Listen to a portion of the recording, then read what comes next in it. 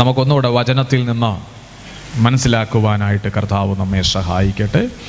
അല്പസമയത്തെ ദൈവവചന ചിന്തയ്ക്ക് ആധാരമായി സങ്കീർത്തനം 18-ാം അധ്യായം 2-ാം വാക്യമാണ് പ്രാർത്ഥനയോടെ നിങ്ങൾ ശ്രദ്ധിച്ചാട്ടെ. സങ്കീർത്തനങ്ങളുടെ പുസ്തകം. യഹോവ എൻ്റെ ശൈലവും എൻ്റെ കോട്ടയും എൻ്റെ രക്ഷകനും എൻ്റെ ദൈവവും, ഞാൻ ശരണമാക്കുന്ന എൻ്റെ പാറയും എൻ്റെ പരിചയും എൻ്റെ രക്ഷയായ കൊമ്പും എൻ്റെ ഗോപുരവും ആകുന്നു. ആമേൻ. സങ്കീർത്തനക്കാരനായിരിക്കുന്ന ദാവീദാണ് ഈ സങ്കീർത്തനം 18-ാം സങ്കീർത്തനം എഴുതിയിരിക്കുന്നത്. അവിടെ യഹോവ എൻ്റെ ശൈലവും എൻ്റെ കോട്ടയും, എല്ലാവരും ഒന്ന് ചേർന്ന് പറഞ്ഞേ, യഹോവ എൻ്റെ ശൈലവും എൻ്റെ കോട്ടയും എൻ്റെ രക്ഷകനും. ആ വേർഡ് നിങ്ങളൊന്നുകൂടെ മനസ്സിൽ വയ്ക്കുക. എൻ്റെ രക്ഷകനും എൻ്റെ ദൈവവും, ഞാൻ ശരണമാക്കുന്ന എൻ്റെ പാറയും എൻ്റെ പരിചയും എൻ്റെ രക്ഷയായ കൊമ്പ്. രക്ഷയായ കൊമ്പ്, രക്ഷയായ കൊമ്പും എൻ്റെ ഗോപുരവും ആകുന്നു.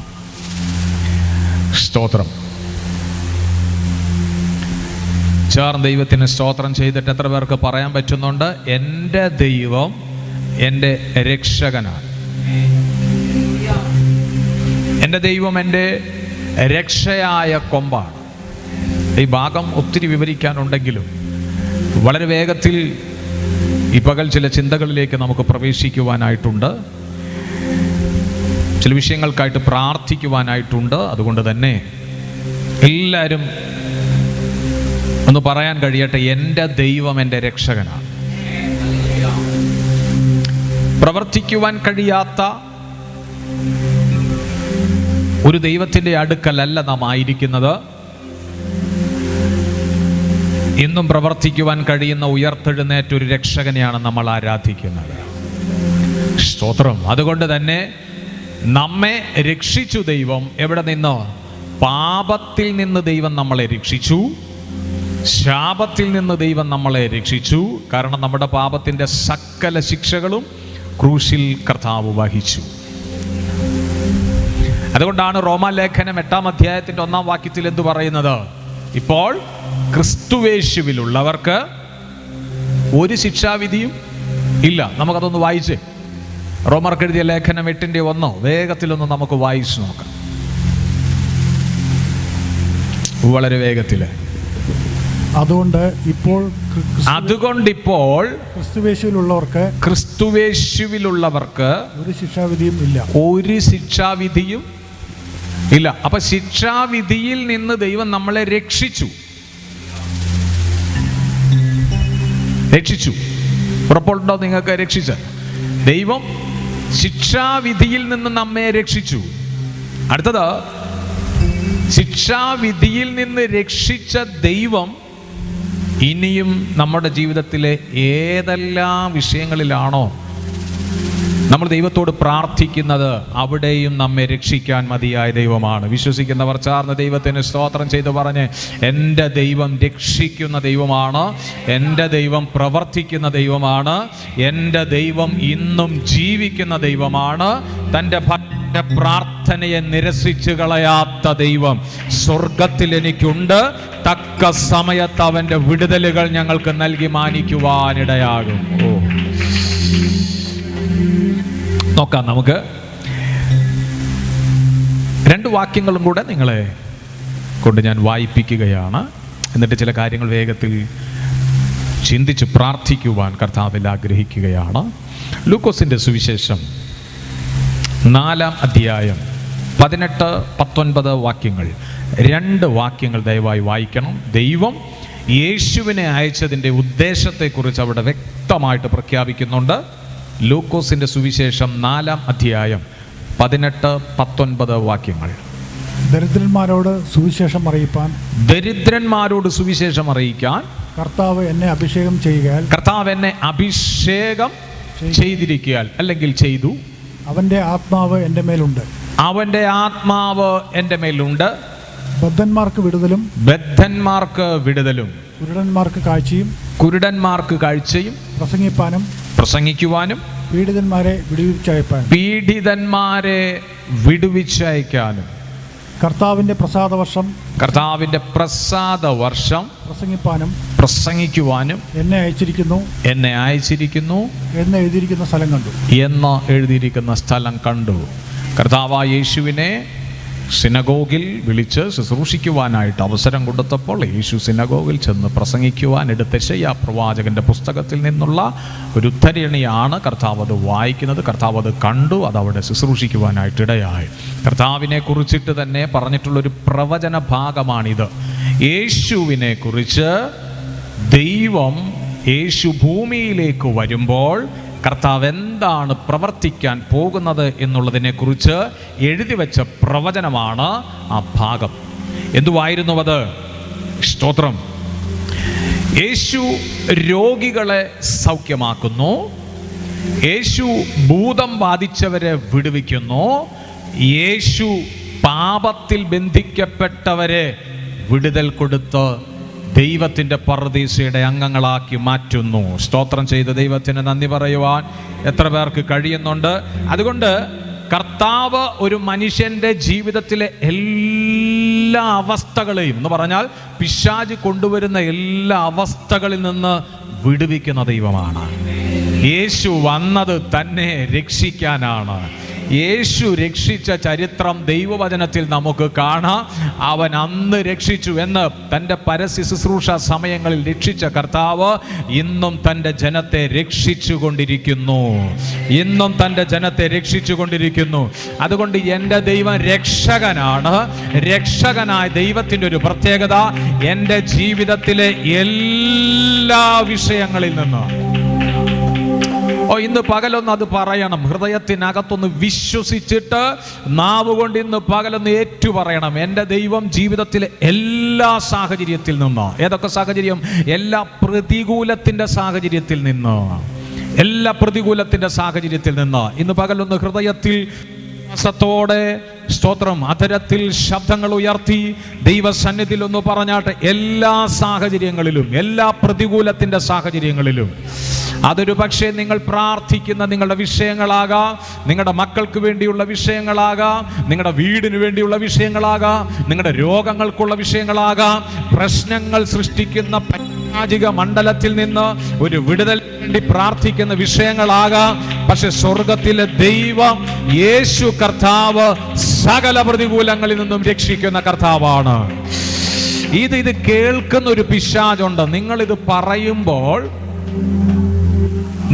പറയുമ്പോൾ, നിങ്ങളിത് വിശ്വസിക്കുമ്പോൾ കേൾക്കുന്ന ഒരു പിശാച് പറയും, ഒരിക്കലും അതിനെ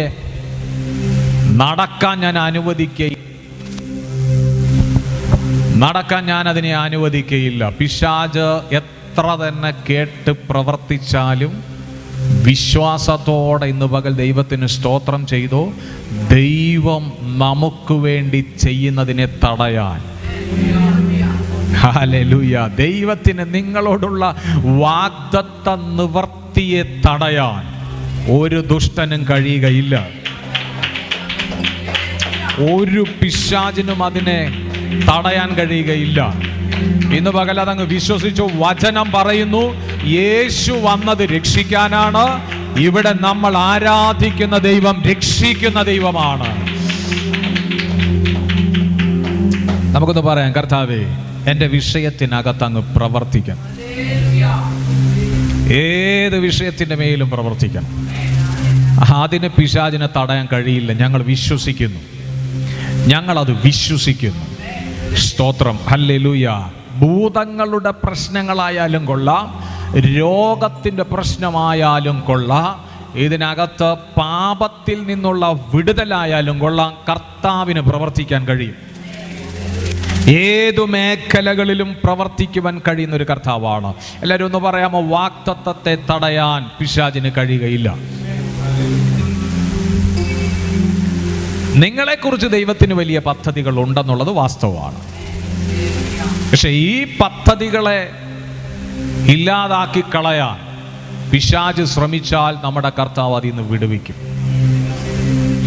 ഞാൻ വേഗത്തിലൊരു ഭാഗം നിങ്ങളിലേക്ക് ഇന്ന് ദൈവവചനത്തിൽ നിന്ന് ചിന്തിപ്പിക്കുവാൻ കർത്താവിൽ ആഗ്രഹിക്കുകയാണ്. ആ ഒരു ഭാഗത്തേക്ക് വരാം. അപ്പോസ്തല പ്രവൃത്തി നമുക്ക് നോക്കാം. ഒരു ഉദാഹരണം, ഒരു ദൈവഭൃത്യൻ്റെ ജീവിതത്തിലേക്ക് കടന്നു വന്നതായിരിക്കുന്ന പ്രശ്നത്തിൽ നിന്ന് കർത്താവ് ചെയ്ത പ്രവൃത്തി ഒന്ന് ഇന്ന് പകൽ ചിന്തിച്ച് ദൈവത്തിന് സ്തോത്രം ചെയ്യാം. അപ്പോസ്തല പ്രവൃത്തി 12-ാം അധ്യായം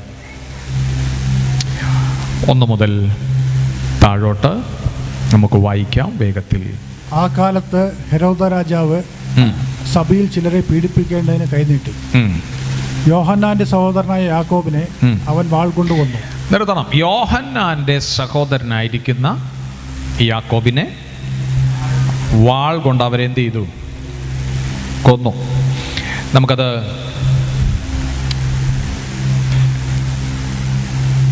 കർത്താവിന് ഞാൻ നന്ദിയോടെ സ്തോത്രം ചെയ്യുകയാണ്. അപ്പോസ്തല പ്രവൃത്തി 12:1. ആ കാലത്ത് ഹെരോദാവ് സഭയിൽ ചിലരെ പീഡിപ്പിക്കേണ്ടതിന് കൈനീട്ടി. ആരെ പീഡിപ്പിക്കേണ്ടതിന്? സഭയിൽ ചിലരെ പീഡിപ്പിക്കേണ്ടതിന് കൈനീട്ടി. യോഹന്നാന്റെ സഹോദരനായിരിക്കുന്ന യാക്കോബിനെ അവരെന്ത് ചെയ്തു? വാൾ കൊണ്ട് കൊന്നു. കർത്താവിന് ഞാൻ സ്തോത്രം ചെയ്യുന്നു. അടുത്തത്, അത് യഹൂദന്മാർക്ക് പ്രസാദമായി എന്ന് കണ്ട് അവൻ പത്രോസിനെയും പിടിച്ചു. അപ്പം യാക്കോബിനെ കൊന്നപ്പോൾ യഹൂദന്മാർക്ക് പ്രസാദമായി എന്ന് കണ്ടിട്ട് പത്രോസിനെ പിടിച്ചിട്ട് എന്ത് ചെയ്തു? അപ്പോൾ പുളിപ്പില്ലാത്ത അപ്പത്തിന്റെ പെരുന്നാളായിരുന്നു. അപ്പോൾ പുളിപ്പില്ലാത്ത അപ്പത്തിന്റെ പെരുന്നാളായിരുന്നു ആ സമയത്ത്. അവനെ പിടിച്ച ശേഷം പെസഹ കഴിഞ്ഞിട്ട് ജനത്തിന്റെ മുമ്പിൽ നിർത്തുവാൻ ഭാവിച്ച് തടവിലാക്കി അവനെ കാപ്പാൻ 4 ചേവകർ ഉള്ള 4 കൂട്ടത്തിനെ ഏൽപ്പിച്ചു. 16 കാവൽക്കാരുള്ള കൂട്ടം ഇട്ടിട്ട് കാവൽക്കാരെ കാവൽ നിർത്താൻ ഏർപ്പാടാക്കി. യാക്കോബിനെ കൊന്നു, യഹൂദന്മാർക്ക് പ്രസാദമായി. അതുകൊണ്ട് പത്രോസിനെയും കൊല്ലാം എന്നുള്ള പദ്ധതിയായിരുന്നു. പക്ഷേ പെസഹ കഴിയട്ടെ എന്ന് കരുതി ഇവർ വെയിറ്റ് ചെയ്യുവാണ്. 16 പേര് കാവൽ നിൽക്കുന്നുണ്ട്. പത്രോസിനെ പുറത്ത് കൊണ്ടുവരാതിരിക്കാൻ കാവൽ നിൽക്കുകയാണ്. ഞാനിവിടെ ഒരു ദൂത് പറയാം. പ്രാർത്ഥിക്കുന്നവനെ, ഒരു ദൈവ പൈതലിനെ എത്ര അടച്ചിടാൻ ശ്രമിച്ചാലും, സ്തോത്രം, എത്ര സുരക്ഷിതമായിട്ട് ശത്രു പദ്ധതി ഒരുക്കിയിട്ട് അടച്ചിടാൻ ശ്രമിച്ചാലും പിശാചേ നിന്റെ പരിപാടി നടക്കത്തില്ല. ഇത് മാനുഷികപരമായ ഇടപെടലുകളായിരിക്കുകയില്ല. ഇതൊരു സൂപ്പർ നാച്ചുറൽ ഇടപെടൽ നിങ്ങൾക്ക് വേണ്ടി ഉണ്ടാകും. രക്ഷകൻ രക്ഷിക്കാൻ പദ്ധതിയിട്ടാൽ പൈശാചിക ശക്തികൾ ഒന്നടങ്കം അതിനെ തടയാൻ ശ്രമിച്ചാലും, പത്രോസേ, നീ കിടക്കുന്നത് കാരാഗൃഹത്തിനകത്താണെങ്കിൽ ദൈവത്തിന് നിന്നെ പുറത്തു കൊണ്ടുവരുവാൻ പദ്ധതിയുണ്ടെങ്കിൽ 16 പേരല്ല, 16,000 അല്ല, 16 കോടി കാവൽ നിൽക്കേണ്ടി വന്നാലും അതിനകത്തുനിന്ന് നിന്നെ പുറത്തു കൊണ്ടുവരാൻ ദൈവത്തിന് കഴിയും.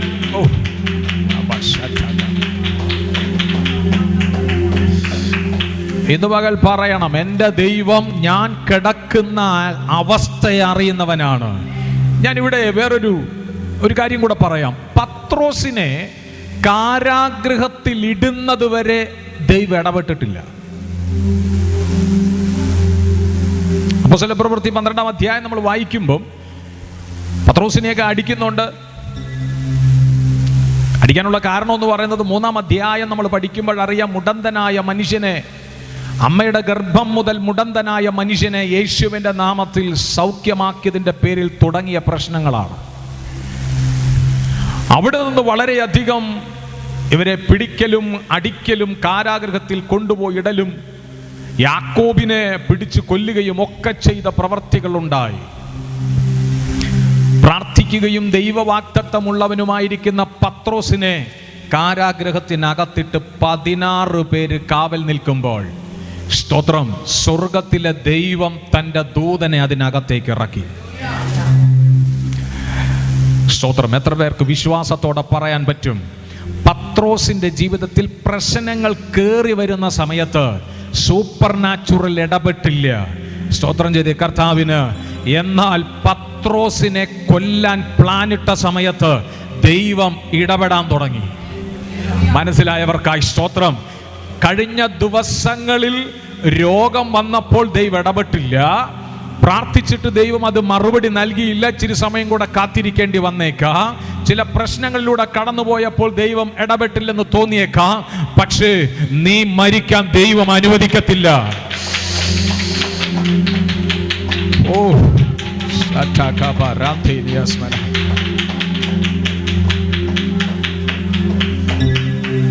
രോഗത്തിൽ ഇപ്പോൾ മരിച്ചു പോകുമെന്ന് പറഞ്ഞ സിറ്റുവേഷൻസിനകത്ത് ദൈവം ഇടപെടാൻ തുടങ്ങി. ഞാൻ കർത്താവിന് സ്തോത്രം ചെയ്യുന്നു. ഏതൊക്കെയോ മരണകാരണങ്ങൾ ജീവിതത്തെ കാർന്നു തിന്നാൻ ശ്രമിച്ചപ്പോൾ സ്വർഗത്തിലെ ദൈവം ഇടപെട്ടിട്ട് പറഞ്ഞു, ഇല്ല, ഇവളെ കുറിച്ച് ഇവനെ കുറിച്ച് എനിക്ക് പദ്ധതിയുള്ളത് കൊണ്ട് ഞാൻ പുറത്തു കൊണ്ടുവരും. അതാ ദൈവത്തിന്റെ വാഗ്ദത്തമുണ്ടായത്. അപ്പം പ്രശ്നങ്ങളാകുന്നത് വരെയും ദൈവം സൈലന്റ് ആയി. സ്തോത്രം. പ്രശ്നങ്ങളെ മാറ്റാൻ പോയില്ല ദൈവം. പക്ഷെ പത്രോസിനെ കൊല്ലുമെന്ന് പറഞ്ഞ് കാരാഗ്രഹത്തിനകത്തിട്ടപ്പോ ഹല്ലേലൂയ പ്രാർത്ഥിക്കാൻ ഒരു സഭയുണ്ടായിരുന്നു. എവിടെ പ്രാർത്ഥിക്കാൻ ആളുകൾ എഴുന്നേക്കുന്നോ ദൈവം അവിടെ പ്രവർത്തിക്കാൻ തുടങ്ങും. താഴോട്ട് വായിക്കുമ്പോൾ നമുക്ക് ആ ഭാഗം, ഞാൻ ആ പ്രാർത്ഥനയുടെ വിഷയം കൂടെ നിങ്ങളെ കൊണ്ട് വായിപ്പിച്ചിട്ട് ആ ഭാഗം നമുക്ക് ചിന്തിക്കാം, വായിക്കാം താഴോട്ട്. ഇങ്ങനെ പത്രോസിനെ തടവിൽ സൂക്ഷിച്ചു വരുമ്പോൾ സഭ ശ്രദ്ധയോടെ എന്ത് ചെയ്തു? അവന് വേണ്ടി ദൈവത്തോട് പ്രാർത്ഥന കഴിച്ചു കൊടുത്തു. പത്രോസിന് വേണ്ടി ദൈവത്തോട് പ്രാർത്ഥിക്കുകയാണ്. നമ്മുടെ ദൈവം രക്ഷിക്കുന്ന ദൈവമാണ്. കുഞ്ഞെ, നീ നിന്റെ മക്കൾക്ക് വേണ്ടി പ്രാർത്ഥിച്ചതൊന്നും വ്യർത്ഥമാകത്തില്ല. ദൈവസന്നിധിയിൽ സമയങ്ങൾ ചെലവഴിച്ചതൊന്നും വെറുതെയാകത്തില്ല. എത്ര പേർ വിശ്വസിക്കുന്നുണ്ട്? എനിക്ക് വേണ്ടി പ്രാർത്ഥിച്ചതും സഭയ്ക്ക് വേണ്ടി പ്രാർത്ഥിച്ചതും, നിങ്ങൾക്ക് വേണ്ടി പ്രാർത്ഥിച്ചതും സഭയ്ക്ക് വേണ്ടി പ്രാർത്ഥിച്ചതും മക്കൾക്ക് വേണ്ടി പ്രാർത്ഥിച്ചതും വീടിന് വേണ്ടി പ്രാർത്ഥിച്ചതും നശിച്ചു പോകുന്ന ആത്മാക്കൾക്ക് വേണ്ടി പ്രാർത്ഥിച്ചതും പിശാച് ബന്ധിച്ചു വെച്ചിരിക്കുന്ന തടവറയിൽ കിടക്കുന്നവർക്ക് വേണ്ടി പ്രാർത്ഥിച്ചതൊന്നും വ്യർത്ഥമാകുകയില്ല. പത്രോസിനെ പുറത്തു കൊണ്ടുവരുവാൻ ദൈവം ഇടപെട്ടതുപോലെ പ്രാർത്ഥനയുടെ മറുപടി ദൈവം അയക്കും. വിചാരിച്ചില്ല പത്രോസ് തീർന്നത് തന്നെ. യാക്കോബിനെ എന്തായാലും കൊന്നു, പത്രോസിനെ തീർത്തത് തന്നെ. അപ്പൊ നമുക്ക് ചിന്തിക്കാം, യാക്കോബിനെ എന്തുകൊണ്ടാ കൊന്നത്? ദൈവത്തിന്റെ പദ്ധതിയാ. ദൈവത്തിന് സ്തോത്രം ചെയ്തേ കർത്താവിന്. സുവിശേഷ വിരോധികളാൽ എത്ര പേര് മരിക്കുന്നുണ്ട് ദൈവമക്കള്, അല്ലേ? ഒത്തിരി ഇടങ്ങളിൽ പീഡനങ്ങൾ അനുഭവിക്കുന്നു. ജീവൻ വരെ കർത്താവിന് വേണ്ടി അർപ്പിക്കുന്നു. AK-47 പോലെയുള്ള തൂക്കുകൾ എടുത്ത് ശിരസിലേക്ക് വെച്ചിട്ട് പറയുകയാണ്, നിന്റെ ദൈവത്തെ തള്ളിക്കളയാൻ, നിന്റെ ദൈവത്തെ തള്ളിപ്പറയാൻ. വാർത്തകളിൽ നമ്മൾ കേൾക്കുന്നുണ്ടല്ലേ? സുവിശേഷ വിരോധികൾ ചെയ്യുന്ന പ്രവൃത്തിയാണ്. അവർക്ക് പറയാനായിട്ട് കഴിഞ്ഞുമില്ല, ഈ ദൈവത്തെ ഞങ്ങൾക്ക് തള്ളിപ്പറയാൻ കഴിയുകയില്ല. മരിക്കേണ്ടി വന്നാലും, ചിലർ മരിച്ചുപോയി എന്ന് കരുതി എല്ലാവരും മരിക്കണമെന്നില്ല. ചിലർ മരിക്കുന്നത് ദൈവത്തിൻ്റെ പദ്ധതിയാണ്, വാസ്തവം. പക്ഷേ ജീവിതത്തിലേക്ക് മടക്കി കൊണ്ടുവരുവാൻ ദൈവം നമ്മിൽ പ്രസാദിച്ചത് ദൈവത്തിന് നമ്മെക്കുറിച്ച് പദ്ധതി ഉള്ളത് കൊണ്ടാണ്. ഇന്നു പകൽ ഞാൻ ആത്മാവിൽ ചിലരോട് ദൂത് പറയുന്നു, കുഞ്ഞെ, മരണത്തിന്റെ ഘട്ടത്തിൽ നിന്ന് നിന്നെ പുറത്തു കൊണ്ടുവന്നത് ദൈവത്തിന് ഇനിയും ചിലത് പ്രവർത്തിക്കുവാനുള്ളത് കൊണ്ടാണ്. പത്രോസേ, നീ അതിനകത്തുനിന്ന് പുറത്തു വന്നത് മരണത്തിലേക്കല്ല. നിന്റെ മേലൊരു വിളിയുണ്ട്, നിന്റെ മേലൊരു ശുശ്രൂഷയുണ്ട്. നിന്നിലൂടെ ഇനിയും ചില പ്രവർത്തികൾ ചെയ്യാൻ പോകുകയാണ്. ആമേൻ. സ്തോത്രം. ഇടപെട്ടില്ല ദൈവം പ്രശ്നങ്ങൾ കയറി വന്നപ്പോൾ. പക്ഷെ ദൈവം ഇടപെടാൻ തുടങ്ങി. സഭയുടെ പ്രാർത്ഥന. വീട്ടിലെ പ്രാർത്ഥന മുടങ്ങരുത്. വ്യക്തിപരമായ പ്രാർത്ഥനകൾ മുടങ്ങരുത്. പ്രാർത്ഥനയ്ക്ക് വലിയ മറുപടികളെ കൊണ്ടുവരാൻ കഴിയും. ഞാൻ വിശ്വാസത്തിലേക്ക് വന്നപ്പം എന്നോട് പലരും പറഞ്ഞു ചിലരെന്നെ കളിയാക്കി. പറഞ്ഞ വാക്കിങ്ങനാണ്, ഞാനിങ്ങനെ എനിക്കറിഞ്ഞുകൂടാ, ഇത് വാടക വീടാണ്, നിങ്ങൾക്കറിയാം. ചിലരെന്നെ നോക്കി പറഞ്ഞു, അബ്രഹാമിനെ പോലെ ഇങ്ങനെ കൂടാരം മാറ്റി അടിക്കുവാണ്. സത്യം പറഞ്ഞ ഭൂമിയിൽ 1 സെന്റ് സ്ഥലം എൻ്റെ പേർക്ക് ഇല്ലാതിരുന്നു, ഇപ്പോൾ ഉണ്ട്, ദൈവത്തിന് സ്തോത്രം. എൻ്റെ പേർക്കില്ല, ഇപ്പോൾ മേടിച്ചതും വൈഫിൻ്റെ പേർക്കാണ് ഞാൻ എഴുതിയിരിക്കുന്നത്. ദൈവത്തിന് സ്തോത്രം. ഞാൻ ദൈവത്തെ സ്തുതിക്കുന്നു. പ്രാർത്ഥനാലയവും അവിടെ ചെയ്യണമെന്ന് ആഗ്രഹത്തോടെ പ്രാർത്ഥിച്ചൊരുങ്ങിയിരിക്കും. അപ്പം എന്നോട് പറഞ്ഞു, അബ്രഹാമിനെ പോലെ കൂടാരം മാറ്റി അടിക്കുകയാണ്, നീ ഇങ്ങനെ നടന്നാൽ മതിയോ? ഇങ്ങനെ നടക്കുവാണ്, ദൈവം എന്ന് പറഞ്ഞിങ്ങനെ നടക്കുവാണ്. പലരും എന്നെ നോക്കി കളിയാക്കി. അപ്പോഴും പ്രാർത്ഥന എന്ന് പറഞ്ഞ് നടക്കുവാണ്. എൻ്റെ മോനെ വിളിച്ച് കളിയാക്കി മറ്റുള്ളവർ. നേരത്തെ ചെറുപ്രായമായപ്പോൾ അവനത്ര കാര്യമായിട്ട് മനസ്സിലായില്ലെങ്കിലും ഇപ്പോൾ ഡിഗ്രിക്കൊക്കെ പഠിക്കേണ്ടുന്ന പ്രായമായപ്പോൾ അവന് കാര്യങ്ങൾ മനസ്സിലാകാൻ തുടങ്ങിയപ്പോൾ വീണ്ടും കളിയാക്കാൻ തുടങ്ങി. ഒത്തിരി കളിയാക്കലുകൾ ഇങ്ങനെ ഉണ്ടായി. ഒരു സുഹൃത്ത് എന്നെ വിളിച്ചിട്ട് എൻ്റെ മോനെയും വിളിച്ച് രണ്ടുപേരെയും ഒരു വ്യക്തി എന്ന് പറഞ്ഞാൽ എൻ്റെ വലിയ സുഹൃത്ത് കളിയാക്കി. എനിക്ക് വളരെ ദുഃഖമുണ്ടായി. അവൻ പറഞ്ഞ കാര്യം ഇതാണ്, നീ പ്രാർത്ഥന എന്നും പറഞ്ഞിങ്ങനെ നടന്നാൽ മതിയോ? അപ്പോൾ ഇളയ മോൻ അങ്ങനെ വലുതായിട്ടില്ലാത്തതുകൊണ്ട് അവന് കാര്യങ്ങളൊന്നും അത്രത്തോളം മനസ്സിലാവില്ലായിരുന്നു. കുഞ്ഞുങ്ങളെ നോക്കണ്ടേ, വീട് വേണ്ടേ, സ്ഥലം വേണ്ടേ, മറ്റത് മറിച്ചത്, ഭൗതികപരമായ ഒത്തിരി കാര്യങ്ങളെ ചൊല്ലി എന്നോട് ഇങ്ങനെ സംസാരിക്കുവാണ്. കേട്ടപ്പോൾ എനിക്ക് വലിയ ദുഃഖം തോന്നി. എൻ്റെ വിഷയത്തെ ഓർത്തല്ല, ഞാൻ അവൻ്റെ കാര്യത്തെ ഓർത്ത്. എനിക്ക് എൻ്റെ കാര്യത്തെ ഓർത്ത് വളരെ സന്തോഷമേ ഉള്ളൂ. കർത്താവിന് സ്തോത്രം. ആമേൻ. എൻ്റെ ദൈവം പറഞ്ഞത്, പ്രസവിച്ച അമ്മ തൻ്റെ കുഞ്ഞിനെ മറന്നാലും ഞാൻ നിന്നെ മറക്കത്തില്ല.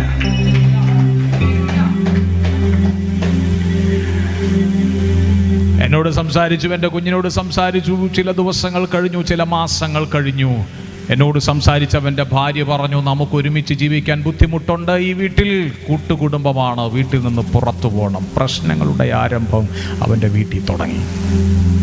എന്നെ കളിയാക്കിയത് കൊണ്ടല്ല, പക്ഷേ മനസ്സിലാകാൻ, ഈ ദൈവത്തെ മനസ്സിലാകാൻ ഒരു അവസരം അവന് കൊടുക്കാൻ ദൈവം ഇടയാക്കി. വീട് വിട്ടിറങ്ങേണ്ടി വന്നു. വാടക വീട്ടിലേക്ക് അവൻ താമസം മാറ്റി. വളരെയധികം കണ്ണുനീരിൻ്റെ അനുഭവമുണ്ടായി. കുടുംബത്തിൽ വലിയ പ്രശ്നങ്ങൾ, കൂട്ടുകുടുംബത്തിനകത്ത് വലിയ ഇഷ്യൂസുകൾ, ചേട്ടനും അനിയനുമൊക്കെ തമ്മിൽ അടിയും ബഹളവും എന്നുള്ള നിലകളിലേക്ക് വരെ കാര്യങ്ങൾ നീങ്ങുകയാണ്. ഭാര്യയ്ക്ക് ഒരുമിച്ച് മുന്നോട്ട് ജീവിക്കാൻ ആ കുടുംബത്തിൽ പറ്റാതെയായി. അവൻ്റെ കുഞ്ഞിന് പനി വന്ന് ആശുപത്രിയിൽ, ആശുപത്രിയിൽ കാണിക്കുന്നത് പോലെ കാണിച്ചു. ഒരു മാറ്റമില്ല. പെട്ടെന്ന് അവിടെ നിന്ന് മെഡിക്കൽ കോളേജിലേക്ക് കൊണ്ടുപോകണമെന്നും പറഞ്ഞ് മെഡിക്കൽ കോളേജിലേക്ക് കൊണ്ടുപോയി ട്രീറ്റ്മെൻറ്റ് ചെയ്ത് ഇങ്ങനെ വലിയ പ്രശ്നങ്ങളുടെ ജീവിതത്തിലേക്ക് കയറി വന്നു. ഒരു ദിവസം കുടുംബത്തിലൊരു മരണം നടന്നപ്പോൾ ഞാനും ഒക്കെ അവിടെ ചെന്നപ്പോൾ ഞാൻ ആ മരണ വീട്ടിൽ ചെല്ലുമ്പോൾ അവൻ എന്നെ കയ്യെ പിടിച്ച് കൊണ്ടുപോയി മാറ്റി നിർത്തിയിട്ട് എന്നോട് പറയുകയാണ്, എന്തൊക്കെയുണ്ട് വിശേഷം? ഞാൻ പറഞ്ഞു, ഞങ്ങൾക്ക് സന്തോഷം, ദൈവത്തിൻ്റെ കൃപയാൽ. നമുക്കങ്ങനെ ഒരു വാക്കുണ്ടല്ലോ, ദൈവം സഹായിച്ച്, അല്ലെങ്കിൽ ദൈവത്തിൻ്റെ കൃപയാൽ സന്തോഷം. അവനിത് കേട്ടപ്പം എന്നോട് പറയുവാണ്, നിന്റെ വഴിയാണ് ശരി, തരുന്ന ദൈവമെന്ന് എനിക്കറിയാം, നീ വീട് വിട്ട് പോയത് നല്ലതായി. അവൻ എന്തൊക്കെ എന്നോട് ഓപ്പോസിറ്റ് പറഞ്ഞോ അതെല്ലാം തിരുത്തി പറയാൻ ദൈവം അവനെ ബോധ്യപ്പെടുത്തി കൊടുത്തു. ഞാൻ പറഞ്ഞില്ല അവനോട് ഇങ്ങനെയാണ് അങ്ങനെയാണെന്നൊന്നും ബോധ്യപ്പെടുത്താൻ പോയില്ല. അവന് വേണ്ടി പ്രാർത്ഥിക്കുവാൻ ദൈവം കൃപ തന്നു. അവൻ എന്നെ കയ്യിൽ പിടിച്ച്, എൻ്റെ കയ്യിൽ നിന്ന് വിടുന്നില്ല. എന്നിട്ട് പറയുവാണ്, ഞങ്ങൾ ഒരുമിച്ച് പഠിച്ചത്, എൻ്റെ ക്ലാസ്മേറ്റും കൂടെയാണ്, എൻ്റെ കയ്യിൽ പിടിച്ച് പറയുവാൻ, നിൻ്റെ വഴി ശരിയാണ്. എന്നിട്ട് അവസാനം പറയുവാണ്, എനിക്കും കൂടെ വേണ്ടി പ്രാർത്ഥിക്കണം. ഞാൻ ദൈവത്തിന് സ്തോത്രം ചെയ്യുന്നു. നിനക്ക് വിരോധമായി വിരൽ ചൂണ്ടി സംസാരിച്ചവർ നിന്റെ അടുക്കൽ പ്രാർത്ഥനയുമായി സമീപിക്കുന്ന കാലം നിന്റെ മുൻപിൽ വരും. നിങ്ങളുടെ ഭക്തിയെ ചോദ്യം ചെയ്തവർ, ദൈവത്തെ, നിങ്ങൾ സേവിക്കുന്ന ദൈവത്തെ വിമർശിച്ചവർ, എനിക്ക് വേണ്ടി പ്രാർത്ഥിക്കണമെന്ന് പറഞ്ഞ് നിങ്ങളെ സമീപിക്കുന്ന കാലം വരാൻ പോകുന്നു. ഇത് ഞാൻ ആത്മാവിൽ പ്രവചിക്കുന്നു. ഇത് നിങ്ങളുടെ ലൈഫിൽ ഉണ്ടാകാൻ പോകുന്ന കാര്യമാണ്. ഓ, ഞാൻ ദൈവത്തിന് സ്തോത്രം ചെയ്യുകയാണ്. ഹല്ലേലൂയ. അപ്പോൾ ഞാൻ പറഞ്ഞു വന്നത്, ചിലർക്ക് കഷ്ടമുണ്ട്, ചിലർ രക്തസാക്ഷികളായി മരിച്ചു എന്ന് കരുതി പത്രോസേ നീയും മരിക്കണമെന്നില്ല. കാരാഗൃഹത്തിനകത്ത് കിടക്കാം, പക്ഷേ നീയും മരിക്കണമെന്നില്ല. കാരണം എന്തെന്നറിയാമോ? ദൈവത്തിന് പത്രോസിനെ കുറിച്ച് ഇനിയും പദ്ധതികൾ ഉണ്ട്. രോഗം വന്നിരിക്കാം, പ്രശ്നങ്ങൾ വന്നിരിക്കാം, പക്ഷേ നമ്മുടെ ദൈവം രക്ഷിക്കുന്ന ദൈവമാണ്. നമ്മുടെ ദൈവം രക്ഷിക്കുന്ന ദൈവമാണെന്ന് എത്ര പേർക്ക് ഉറപ്പുണ്ട്? സ്തോത്രം ചെയ്ത് ദൈവത്തിന് നന്ദിയോടെ കരങ്ങളെ ഉയർത്തി കർത്താവിനൊന്ന് സ്തുതിച്ചാട്ടെ. എത്ര പേർക്ക് പറയാൻ പറ്റും, ദൈവമേ, ഇന്ന് പകലിലും ഞാൻ അറിയുന്നു എന്നെക്കുറിച്ച് അങ്ങേക്ക് പദ്ധതിയുണ്ട്, എന്നെക്കുറിച്ച് അങ്ങേക്ക് പദ്ധതിയുണ്ട്, എൻ്റെ മക്കളെക്കുറിച്ച് അങ്ങേക്ക് പദ്ധതിയുണ്ട്. ഞാൻ ആത്മാവിൽ ഇന്ന് പകൽ കാണുന്നു, ചില വീടുകളിൽ നിന്ന് ആമേൻ നിങ്ങളുടെ മക്കളുടെ മേൽ പിശാച് പദ്ധതിയിട്ടിരിക്കുന്ന ചില പദ്ധതികളെ ദൈവം ഈ ദിവസങ്ങളിൽ പൊളിച്ചു കളയാൻ പോകുകയാണ്. ഹോളി സ്പിരിറ്റ് ഓഫ് ഗോഡ്, ഞാൻ ദൈവത്തിന് നന്ദിയോടെ സ്തോത്രം ചെയ്യുന്നു. മക്കളുടെ മേലുള്ള ദൈവ പദ്ധതി വെളിപ്പെടാൻ പോകുകയാണ്.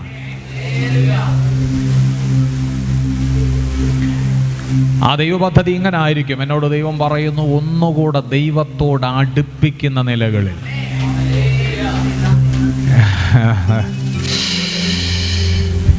ഹോളി സ്പിരിറ്റ്, ദൈവത്തെ ഞാൻ നന്ദിയോടെ സ്തോത്രം ചെയ്യുകയാണ്. അക്കരങ്ങൾ ഉയർത്തി കർത്താവിന് സ്തോത്രം ചെയ്യാമോ? Holy spirit, thank you Jesus, thank you Jesus. ആമേൻ. Oh love you Jesus. ഹല്ലേലൂയ. കരങ്ങൾ ഉയർത്തി കർത്താവിന് സ്തോത്രം ചെയ്ത് പരിശുദ്ധാത്മാവിനെ ഓർമ്മിപ്പിക്കുകയാണ്. വിഷയം ഇതാണ്, നിങ്ങളുടെ കുടുംബത്തിൽ മക്കൾ ദൈവത്തോട് ഒന്നുകൂടെ ഇതുവരെ അടുത്തതിനേക്കാൾ ഒന്നുകൂടെ ആഴത്തിൽ അടുക്കത്തക്ക നിലകളിൽ ചില ദൈവപ്രവർത്തികൾ കുടുംബത്തിൽ ഉണ്ടാകാൻ പോകുന്നു. ദൈവത്തിന് മഹത്വം കൊടുക്കുന്ന നിലകളിലുള്ള ദൈവപ്രവർത്തികൾ കുടുംബങ്ങളിൽ ഉണ്ടാകാൻ പോകുന്നു. ഇതൊന്ന് ദൈവത്തിന് സ്തോത്രം ചെയ്ത് ഈ വചനത്തെ ഒന്ന് നെഞ്ചോട് ചേർത്ത് പിടിച്ച് ഈ ദൈവ ശബ്ദത്തെ ഒന്ന് ആമേൻ പറഞ്ഞ് ഏറ്റെടുത്തിട്ട് കർത്താവിന് മഹത്വം കൊടുത്താട്ടെ. വലിയ ദൈവപ്രവർത്തികൾ ഉണ്ടാകട്ടെ, വലിയ ദൈവപ്രവർത്തികൾ. വലിയ ദൈവപ്രവർത്തികൾ ഉണ്ടാകട്ടെ, വലിയ ദൈവപ്രവർത്തികൾ ഉണ്ടാകട്ടെ. ഇപ്പോൾ ഞങ്ങൾ യേശുവിൻ്റെ നാമത്തിൽ കർത്താവേ, ആ ദൈവ ശബ്ദത്തെ ഓരോ കുടുംബങ്ങളിലേക്ക് ഞങ്ങൾ പേസ്റ്റ് ചെയ്യുകയാണ്. മക്കൾ ഒന്നുകൂടെ ദൈവത്തോട് അടുത്ത് നിൽക്കത്തക്ക നിലകളിൽ ദൈവപ്രവർത്തികൾ ഓരോ കുടുംബങ്ങളിലും ഉണ്ടാകാൻ ഇടയാകട്ടെ. ദൈവനോട് പറയുന്ന ഇങ്ങനെ ഒരു ശബ്ദം എനിക്ക് കേൾക്കാം. ചില കുടുംബങ്ങളിൽ ദൈവത്തിൻ്റെ പ്രവർത്തികൾ കണ്ടിട്ട്, നിങ്ങളുടെ കുടുംബങ്ങളിൽ ദൈവത്തിൻ്റെ പ്രവർത്തികൾ കണ്ടിട്ട് മക്കൾ ഒന്നുകൂടെ ദൈവത്തോട് അടുക്കുകയാണ്. മുൾപടർപ്പ് കണ്ട മോശയെ ദൈവത്തോട് അടുപ്പിച്ചതുപോലെ ദൈവത്തിന് സ്തോത്രം ചെയ്ത് ദൈവ ശബ്ദത്തെ ഒന്ന് സ്വീകരിച്ചാണ്. മുൾപടർപ്പ് കണ്ട മോശ, ഹോരേബ് പർവ്വതത്തിൽ മുൾപടർപ്പ് കണ്ട മോശ ദൈവത്തോടൊന്നുകൂടെ അടുത്ത് വരുവാൻ മോശയെ ആകർഷിപ്പിച്ചതുപോലെ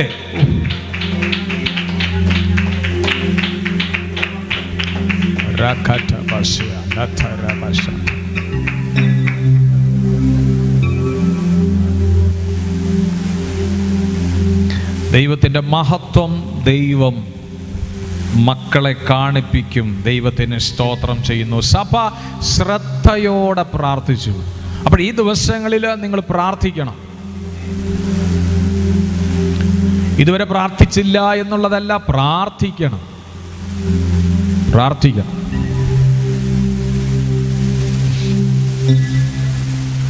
എന്താ പ്രാർത്ഥിക്കേണ്ടത്? കേട്ട വാഗ്ദത്തത്തെ ഓർത്ത് പ്രാർത്ഥിക്കണം. പിശാച് തടവറയ്ക്കകത്ത് ഒതുക്കി വെച്ചിരിക്കുന്ന ആളുകളെ വിടുവിക്കാൻ ദൈവത്തോട് പ്രാർത്ഥിക്കണം. മഹത്വം കാണും. നിങ്ങളുടെ വീട്ടിലുള്ള പ്രിയപ്പെട്ടവർക്ക് വേണ്ടി പ്രാർത്ഥിക്കണം. ഹല്ലേലൂയ. ഞാൻ ദൈവത്തിന് സ്തോത്രം ചെയ്യുന്നു.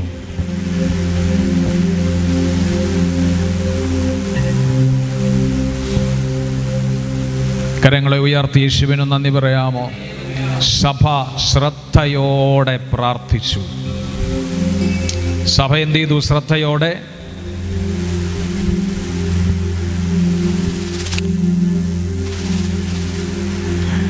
കർത്താവിന് ഞാൻ നന്ദി പറയുന്നു. ഈ ദിവസങ്ങൾ പുറത്തു വരും. പിശാച് അടച്ചു വെച്ച, വിടുതലിനെ തടഞ്ഞു വെച്ച, വിടുതൽ കാണുകയില്ലെന്ന് പറഞ്ഞു വെച്ച നിങ്ങളുടെ പ്രശ്നങ്ങൾക്കകത്തുനിന്ന്, സിസ്റ്ററെ, പ്രശ്നങ്ങൾക്കകത്തുനിന്ന് ദൈവം പുറത്ത് കൊണ്ടുവരും ഈ നാളുകളിൽ. ആമേൻ. എത്ര പേർ വിശ്വാസത്തോടെ ദൈവത്തിന് സ്തോത്രം ചെയ്യുന്നുണ്ട്? ശ്രദ്ധയോടെ പ്രാർത്ഥിച്ചു. വായിച്ചാട്ടെ താഴോട്ട്. ഹെരോദാവ് അവനെ ജനത്തിന്റെ മുമ്പിൽ നിർത്തുവാൻ ഭാവിച്ചതിന്റെ തലേരാത്രിയിൽ പത്രോസ് 2 ചങ്ങലയാൽ ബന്ധിക്കപ്പെട്ടവനായി 2 പടയാളികളുടെ നടുവിൽ ഉറങ്ങുകയായിരുന്നു. പത്രോസ് എന്ത് ചെയ്യുമായിരുന്നു? എങ്ങനെ പത്രോസിന് ഉറങ്ങാൻ പറ്റുന്നത്? അടുത്ത ദിവസം തന്നെ കൊല്ലുവാണ്. പത്രോസ് തടവിലാണ്. പത്രോസ് എന്ത് ചെയ്യുവാണ്? ഉറങ്ങുകയാണ്. ആണോ? പ്രാർത്ഥിക്കുന്നവൻ അങ്ങനെ ആയിരിക്കണം.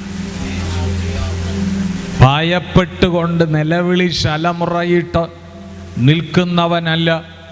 പത്രോസിനൊരു ഉറപ്പുണ്ടാകട്ടെ. സ്തോത്രം. ഹല്ലേലൂയ. പ്രശ്നങ്ങളുടെ നടുവിലും എനിക്ക് മനസ്സിലായ ഒരു കാര്യമുണ്ട്. ഈ പത്രോസ് യേശുവിൻ്റെ കൂടെ നടന്ന് പലതും കണ്ടതാണ്.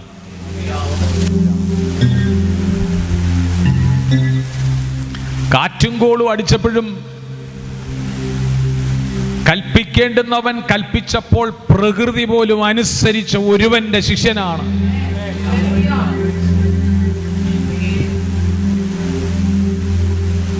പ്രശ്നങ്ങളുടെ നടുവിലും ശാന്തമായി. ഞാൻ ഇന്ന് ഇതിനകത്ത് നിങ്ങളോട് പറയുന്നു, നിങ്ങളുടെ മനസ്സിനെ, നിങ്ങളുടെ ഹൃദയത്തെ പിശാചിന് വശീകരിക്കാൻ കൊടുക്കരുത്. ഭയപ്പെടുവാൻ ഇടയാകരുത്. ഭാരപ്പെടുവാൻ ഇടയാകരുത്. സമാധാനത്തോടെ ഇരുന്നാട്ടെ. സമാധാനത്തോടെ. ഓ ലവ് യു ജീസസ്. സമാധാനത്തോടെ പത്രോസിന് ഉറങ്ങാൻ കഴിഞ്ഞു. പത്രോസ് ചങ്ങലകൾ ധരിച്ചുകൊണ്ട് പത്രോസ് ഉറങ്ങുകയാണ്. പ്രാർത്ഥിക്കുന്നൊരു തലമുറയുണ്ട്. പ്രാർത്ഥിക്കുന്നൊരു ജനമുണ്ട്. പത്രോസേ, നീ പുറത്ത് തന്നെ വരും.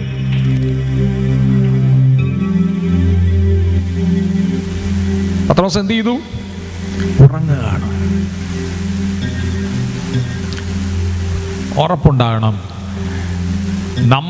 നമ്മൾ യാത്ര ചെയ്യുന്നത് നമുക്കൊരുവൻ, നമ്മുടെ രക്ഷകൻ നമുക്കുണ്ടെന്നുള്ള വിശ്വാസത്തിലാണ്, അല്ലേ? ഒരു ദൈവവൈതൽ യാത്ര ചെയ്യുന്നത് അവന്റെ കൂടെ ദൈവമുണ്ടെന്നുള്ള വിശ്വാസത്താലാണ്. പത്രോസ് ഉറങ്ങുകയാണ്. 16 കാവൽക്കാരുണ്ട്. പക്ഷേ പത്രോസിന് ഉറങ്ങാൻ കഴിഞ്ഞു. ഇന്ന് ഞാൻ നിങ്ങളോട് പറയുന്നു, ഉറക്കത്തെ കെടുത്തിക്കളയാൻ ശ്രമിക്കുന്ന പ്രശ്നങ്ങളെ നോക്കിയിട്ട് ഇന്ന് പകൽ പറയണം, പിശാചേ, ഈ പ്രശ്നങ്ങളൊന്നും എൻ്റെ ഉറക്കത്തെ നഷ്ടപ്പെടുത്തി കളയാൻ കഴിയുകയില്ല. കാര്യം, ഒരു രക്ഷകൻ എനിക്കുണ്ട്. ഇന്ന് പകൽ ആഴത്തിൽ അതൊന്ന് വിശ്വസിച്ച് ദൈവത്തിന് മഹത്വം കൊടുത്തിട്ടൊന്ന് പറഞ്ഞാട്ടെ, എനിക്കൊരു രക്ഷകനുണ്ട്. പരിശുദ്ധാത്മാവ് ഇന്ന് പകൽ ചില ഡെലിവറൻസുകൾ നൽകുകയാണ്. ഉറക്കമില്ലാത്ത രാത്രികൾ, ജീവിതത്തിലേക്ക് കടന്നു വന്ന നിങ്ങളെ നോക്കി ദൈവവചനത്താൽ ഇങ്ങനെ പ്രഖ്യാപിക്കുന്നു: ശാന്തമായി ഉറങ്ങുന്ന ദിവസങ്ങൾ നിന്റെ ജീവിതത്തിലേക്ക് വരാൻ പോകുകയാണ്.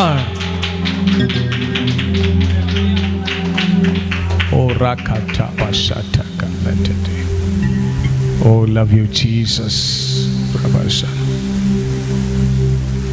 ഒരു ദൈവപൈതലിന് അതിന് കഴിയും. കാരണം ആശ്രയിക്കുന്നത് ദൈവത്തിൽ, സ്വയ ആശ്രയമല്ല. ഞങ്ങൾ ആശ്രയിക്കുന്നത് ദൈവത്തിലാണ്. ദൈവത്തിലാണെങ്കിൽ ഉറങ്ങാം. ഇനി പിശാച് ഉറക്കാനായിട്ട് സമ്മതിക്കുന്നില്ലെങ്കിൽ ദൈവവചനത്തിലും ദൈവത്തിലും ആശ്രയിച്ച് പറഞ്ഞോ, ഞങ്ങൾക്ക് പറ്റുമത്,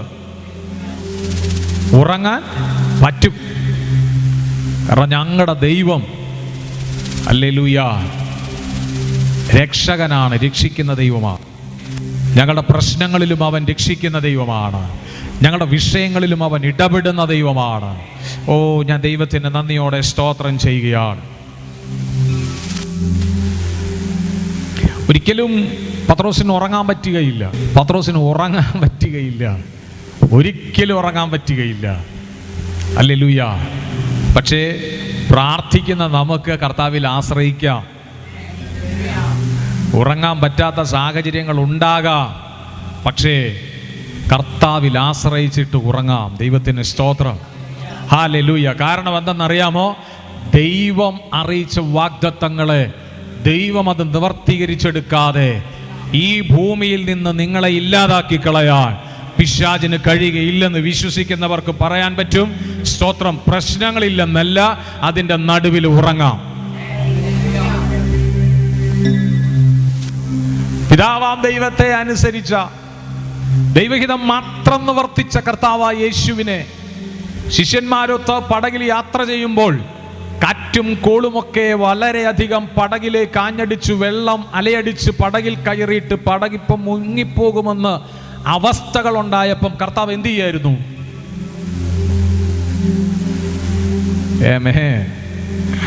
ശിഷ്യന്മാര് പ്രാണഭയത്തിലാകുമ്പോൾ കർത്താവിനറിയാം എന്തൊക്കെ സംഭവിക്കുന്നുണ്ടെന്ന്.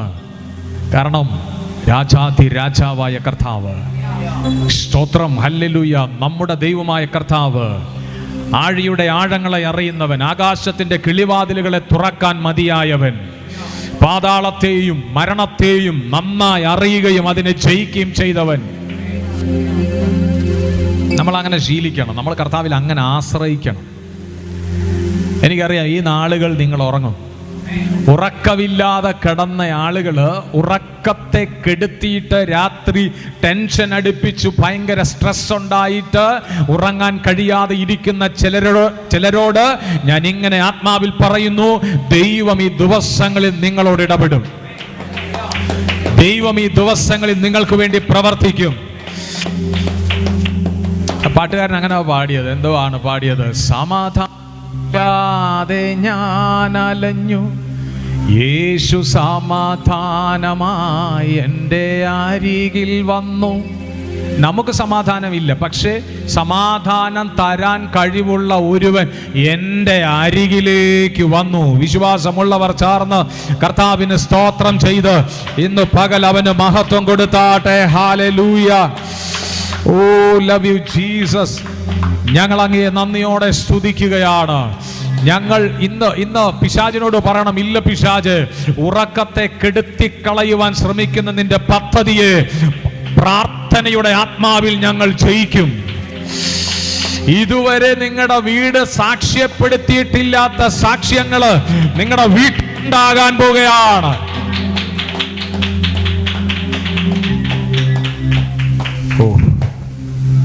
അപ്പൊ അത് പത്രോസിന് ഉറങ്ങാൻ കഴിഞ്ഞതിന്റെ കാരണം എന്തെന്നറിയാമോ? ദൈവത്തിലുള്ള തന്നെയാണ്, ദൈവത്തിലുള്ള ആശ്രയമൊക്കെ തന്നെയാണ്. അവിടെ നിരാശപ്പെടാൻ സാധ്യതയുള്ള സാഹചര്യമാണ്.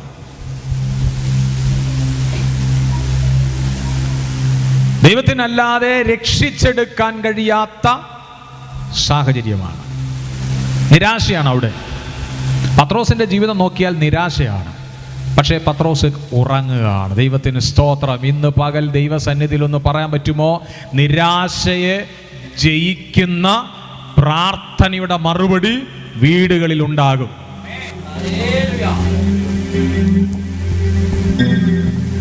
മക്കളുടെ മേലുണ്ടാകും. ദേശം അത് കാണും. ഓ, ഞാൻ കർത്താവിന് നന്ദിയോടെ സ്തോത്രം ചെയ്യുകയാണ്. Hallelujah, hallelujah. എബ്രായർക്ക് എഴുതിയ ലേഖനം 13-ാം അധ്യായം 13-ാമത്തെ വാക്യം നോക്കിയാട്ടെ. ഒരു ഉപദേശം കൂടെ തന്നിട്ട് താഴോട്ട് വായിപ്പിക്കാം. എബ്രായർ 13-ന്റെ 3-ാമത്തെ വാക്യം വേഗത്തിലൊന്ന് വായിച്ചാട്ടെ. നിങ്ങളും തടവുകാർ എന്ന പോലെ തടവുകാരെയും നിങ്ങളും തടവുകാർ എന്ന പോലെ തടവുകാരെയും നിങ്ങളും ശരീരത്തിൽ ഇരിക്കുന്നവരാകിയാൽ കഷ്ടമനുഭവിക്കുന്നവരെയും ഓർത്തുകൊള്ളുവീൻ എന്ന് പറഞ്ഞാൽ അവർക്ക് വേണ്ടിയും കൂടെ നാം പ്രാർത്ഥിക്കണം. തടവറയിൽ കിടക്കുന്നവർക്ക് വേണ്ടിയും കൂടെ നാം പ്രാർത്ഥിക്കണം. നമ്മുടെ പ്രാർത്ഥനകളിൽ ഒന്നുകൂടെ പറഞ്ഞാൽ ജയിൽ പുള്ളികൾക്ക് വേണ്ടിയും നമ്മൾ പ്രാർത്ഥിക്കണം. ആത്മീയ അർത്ഥത്തിൽ പറഞ്ഞാൽ പിശാചിൻ്റെ തടവറയ്ക്കകത്ത് കിടക്കുന്നവർക്ക് വേണ്ടിയും പ്രാർത്ഥിക്കണം. ഹല്ലേലൂയ, സ്തോത്രം ചെയ്യുന്നു. അപ്പൊ സഭ എന്ത് ചെയ്തെന്നറിയാമോ? ശ്രദ്ധയോടെ പ്രാർത്ഥിച്ചു. പത്രോസ് പുറത്തു വരുവാൻ സഭയുടെ പ്രാർത്ഥനയ്ക്ക് കഴിഞ്ഞു, പ്രാർത്ഥനയുടെ മറുപടിക്ക് കഴിഞ്ഞു. കർത്താവിന് ഞാൻ സ്തോത്രം ചെയ്യുന്നു. 6-ാമത്തെ വാക്യം ദയവായിട്ടൊന്ന് വായിക്കാം. അപ്പോസ്തല പ്രവൃത്തികൾ തന്നെ 12-6. ദൈവത്തിന് സ്തോത്രം. ഒന്നുകൂടെ വായിച്ചാട്ടെ. ഹെരോദാവ് അവനെ ജനത്തിന്റെ മുമ്പിൽ നിർത്തുവാൻ ഭാവിച്ചതിന്റെ തലേരാത്രിയിൽ പത്രോസ് 2 ചങ്ങലയാൽ ബന്ധിക്കപ്പെട്ടവനായി 2 പടയാളികളുടെ നടുവിൽ ഉറങ്ങുകയായിരുന്നു. 2 പടയാളികളുടെ നടുവിൽ ഉറങ്ങാണ്. ഈ ഭാഗം നിങ്ങൾ മനസ്സിൽ വെക്കണം. എന്നിട്ട് ഒരു ഭാഗം കൂടെ നമുക്ക് വായിക്കാം. യോഹന്നാന്റെ സുവിശേഷം 21-ാം അധ്യായം 18-19 വാക്യങ്ങൾ. യോഹന്നാന്റെ സുവിശേഷം 21-ാം അധ്യായം 18-19 വാക്യങ്ങൾ. ആമേൻ, ആമേൻ, ഞാൻ നിന്നോട് പറയുന്നു, നീ യൗവനക്കാരനായിരുന്നപ്പോൾ നീ തന്നെ അരകെട്ടി ഇഷ്ടമുള്ളയിടത്ത് നടന്നു. വയസ്സനായ ശേഷമോ നീ കൈനീട്ടുകയും മറ്റൊരുത്തൻ നിന്റെ അരകെട്ടി നിനക്ക് ഇഷ്ടമില്ലാത്തിടത്തേക്ക് നിന്നെ കൊണ്ടുപോവുകയും ചെയ്യും എന്ന് പറഞ്ഞു. ഹല്ലേലൂയ. അതിനാൽ അവൻ ഇന്നവിധം മരണം കൊണ്ട് ദൈവത്തെ മഹത്വപ്പെടുത്തുമെന്ന് അവൻ സൂചിപ്പിച്ചു. ഹല്ലേലൂയ. ഇത് പറഞ്ഞിട്ട് എന്നെ അനുഗമിപ്പിൻ എന്ന് അവനോട് പറഞ്ഞു. ഓ, ഞാൻ കർത്താവിന് നന്ദിയോടെ സ്തോത്രം ചെയ്യുകയാണ്. ആമേൻ, ആമേൻ. ഞാൻ നിന്നോട് പറയുന്നു, നീ യൗവനക്കാരൻ ആയിരുന്നപ്പോൾ നീ തന്നെ അരകെട്ടി ഇഷ്ടമുള്ളിടത്ത് നടന്നു. വയസ്സനായ ശേഷമോ നീ കൈ നീട്ടുകയും മറ്റൊരുത്തൻ നിന്റെ അരകെട്ടി നിനക്കിഷ്ടമില്ലാത്ത ഇടത്തേക്ക് നിന്നെ കൊണ്ടുപോകുകയും ചെയ്യും എന്ന് പറഞ്ഞു. ഈ വേർഡ് നല്ലതുപോലെ ഓർമ്മയുണ്ട് പത്രോസിന്. ഞാൻ ദൈവത്തിന് സ്തോത്രം ചെയ്യുന്നു. പക്ഷേ പത്രോസിന് ഇത് ഓർമ്മയുണ്ടെങ്കിലും ഒരു കാര്യം ഉറപ്പാണ്, ഈ ദുരനുഭവത്തിനകത്തുനിന്ന് പുറത്തു വരാൻ ദൈവം എൻ്റെ കൂടെ ഉണ്ടായിരിക്കും. ഇന്ന് പകൽ വിശ്വാസത്തോടെ ദൈവത്തിന് സ്തോത്രം ചെയ്യണം. ഹല്ലേലൂയ. 16 കാവൽക്കാര് നോക്കി നിൽക്കവേ അവരുടെ കാഴ്ചയെ മറച്ചുകൊണ്ട് ദൈവം തൻ്റെ ദൂതനെ കാരാഗൃഹത്തിനകത്തേക്ക് ഇറക്കി. ചേർന്ന് ദൈവത്തിന് സ്തോത്രം ചെയ്യണം. ഇനി ആത്മമണ്ഡലത്തിലേക്ക് അല്പസമയം നമ്മൾ കയറുകയാണ്. പുറത്തു വരികയില്ലെന്ന് പറഞ്ഞ് കാവൽ നിൽക്കുന്ന സകല കാവൽക്കാരുടെയും കണ്ണുകൾക്ക് കാഴ്ചയില്ലാതാകത്തക്ക നിലകളിൽ പത്രോസിനെ പുറത്തു കൊണ്ടുവരുവാൻ ദൈവത്തിന്റെ അസാധാരണമായ പ്രവൃത്തി കാരാഗൃഹത്തിനകത്തേക്ക് ഇറങ്ങി. Oh Jesus. കേട്ട് ദൈവത്തിന് മഹത്വം കൊടുത്താട്ടെ. ഞാൻ ഇങ്ങനെ നിങ്ങളെ നോക്കി ദൈവസന്നിധിയിൽ വചനത്തെ വെച്ച് നിങ്ങളോട് സംസാരിക്കുന്നത് ഇങ്ങനെയാണ്. നിങ്ങൾക്ക് വിരോധമായി നിങ്ങളെ പുറത്തു വിടത്തില്ലെന്ന് കരുതി നിങ്ങളെ പ്രൊട്ടക്റ്റ് ചെയ്യുവാൻ വേണ്ടി പിശാച് വെച്ചിരിക്കുന്ന സകല കാവലുകളെയും അന്ധത പിടിപ്പിക്കുമാറ് ദൈവം നിങ്ങളെ പുറത്തു കൊണ്ടുവരാൻ പോകുകയാണ്. വിശ്വസിക്കുന്നവർ ചേർന്ന് ദൈവത്തിന് സ്തോത്രം ചെയ്ത് ഇന്നു പകൽ ചില കണ്ണുകളെ ദൈവം, നിങ്ങൾക്ക് വിരോധമായ ചില കണ്ണുകളെ കെട്ടും. നിങ്ങൾ പുറത്തു വരും. പിശാചിന് അതിനെ തടയാൻ കഴിയുകയില്ല. നിങ്ങൾക്ക് വിരോധമായി പുറത്തു വരാൻ കഴിയാതെ ഒതുക്കി വെച്ചിരിക്കുന്ന പിശാച്, അതിനെ കാവൽ നിർത്തിയിരിക്കുന്ന ചില കാവലുകളുടെ കണ്ണിനെ അന്ധത പിടിപ്പിച്ചുകൊണ്ട് ദൈവം നിങ്ങളെ പുറത്തു കൊണ്ടുവരും. നിങ്ങളുടെ വിഷയത്തിനകത്തുനിന്ന് പുറത്തു വരും.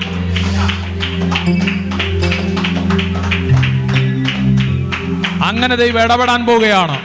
ഈ ദൂത് ഇന്ന് പകലൊന്ന് ജീവിതത്തിലേക്ക് ഒന്ന് സ്വീകരിച്ചിട്ട് ദൈവത്തിന് മഹത്വം കൊടുത്താട്ട്. നിന്റെ ജോലിയിൽ ദൈവം അങ്ങനെ ഇടപെടാൻ പോകുന്നു. നിന്റെ കുടുംബത്തിൽ അങ്ങനെ ദൈവം ഇടപെടാൻ പോകുന്നു. നിന്റെ രോഗത്തിന്റെ മേൽ അങ്ങനെ ദൈവം ഇടപെടാൻ പോകുകയാണ്. നിന്റെ പ്രശ്നത്തിന്റെ മേൽ ദൈവം അങ്ങനെ ഇടപെടാൻ പോകുകയാണ്. നിന്റെ മക്കളുടെ മേൽ ദൈവം അങ്ങനെ ഇടപെടാൻ പോകുകയാണ്. നിന്റെ സമ്പത്തിന്റെ മേൽ ദൈവം അങ്ങനെ ഇടപെടാൻ പോകുകയാണ്. നിന്റെ ആരോഗ്യത്തിന്റെ മേൽ ദൈവം അങ്ങനെ ഇടപെടാൻ പോകുകയാണ്. ചില അതിരുകൾ പിടിക്കുകയാണ്. കാരാഗൃഹത്തിന്റെ അതിരുകളെ ദൈവം നിനക്കായി പൊളിക്കുകയാണ്. ആ അതിര് പറഞ്ഞു, ഇതിനകത്തപ്പുറത്തേക്ക് പോകാൻ കഴിയില്ല.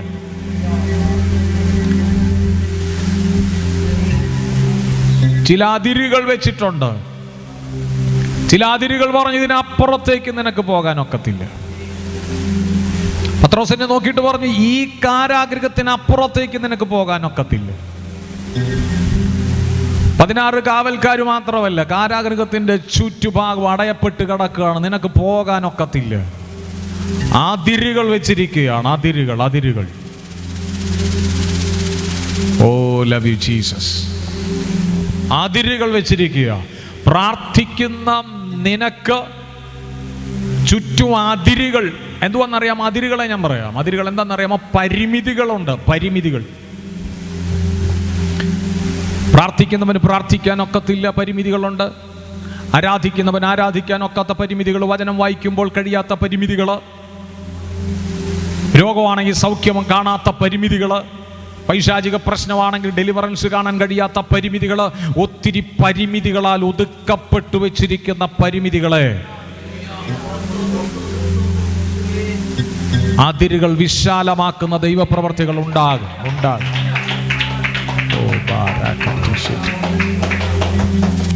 അങ്ങനെ ചില ദൈവപ്രവർത്തികൾ, അതിരുകൾ വിശാലമാക്കുന്ന ദൈവപ്രവർത്തികൾ, അതിരുകൾ വിശാലമാക്കുന്ന ദൈവപ്രവർത്തികൾ. ഇന്ന് ഞാൻ ആത്മാവിൽ അത് കാണുന്നു. ഒതുക്കി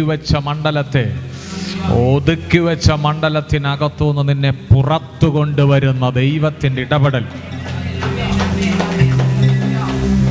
പരിമിതികൾ പൊളിയും. കാരാഗൃഹത്തിനകത്തുനിന്ന് പുറത്തു വരും. അപ്പോസ്തല പ്രവചനത്തിനകത്ത് കൈകാലുകൾ ആമത്തിൽ ഇട്ടുവെച്ച് കാരാഗൃഹത്തിനകത്ത് ആയിരിക്കുമ്പോൾ അർദ്ധരാത്രിയുടെ സമയം അവർ പാടി ദൈവത്തെ സ്തുതിച്ച് പ്രാർത്ഥിച്ചു. അടിസ്ഥാനങ്ങളെ ദൈവം കുലുക്കി. ചേർന്ന് പറഞ്ഞ, കാരാഗൃഹത്തിന്റെ അടിസ്ഥാനങ്ങളെ ദൈവം കുലുക്കി. ഹല്ലേലൂയ. ചങ്ങലകൾ അഴിഞ്ഞു, ബന്ധനങ്ങൾ മാറി, പുറത്തു വരുവാൻ കഴിയാത്ത അവസ്ഥകൾ പരിമിതികളിൽ നിന്ന് പുറത്തു വന്നു. ആരാധനയുടെ നടുവിൽ പരിമിതികളിൽ നിന്ന് പുറത്തു വരുന്ന ദൈവപ്രവർത്തികൾ ഉണ്ടാകും. ആരാധനയുടെ നടുവിൽ പരിമിതികളിൽ നിന്ന് പുറത്തു വരുന്ന ദൈവപ്രവർത്തി ഉണ്ടാകും.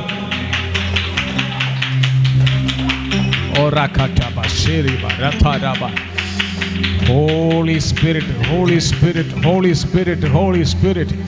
പുറത്തു വരാൻ കഴിയാത്ത പരിമിതികളെ സ്വർഗം ഇന്നു പകൽ പൊളിക്കുകയാണ്. ചേർന്ന് ദൈവത്തിന് സ്തോത്രം ചെയ്ത് ആ ഡെലിവറൻസ് ഇന്ന് പകലൊന്ന് സ്വീകരിച്ചാട്ടെ. നിന്റെ ശരീരത്തിലേക്ക്, നിന്റെ മനസ്സിലേക്ക്, നിന്റെ വീട്ടിലേക്ക്, നിന്റെ തലമുറകളിലേക്ക്, നിന്റെ വിഷയത്തിലേക്ക്. ഓ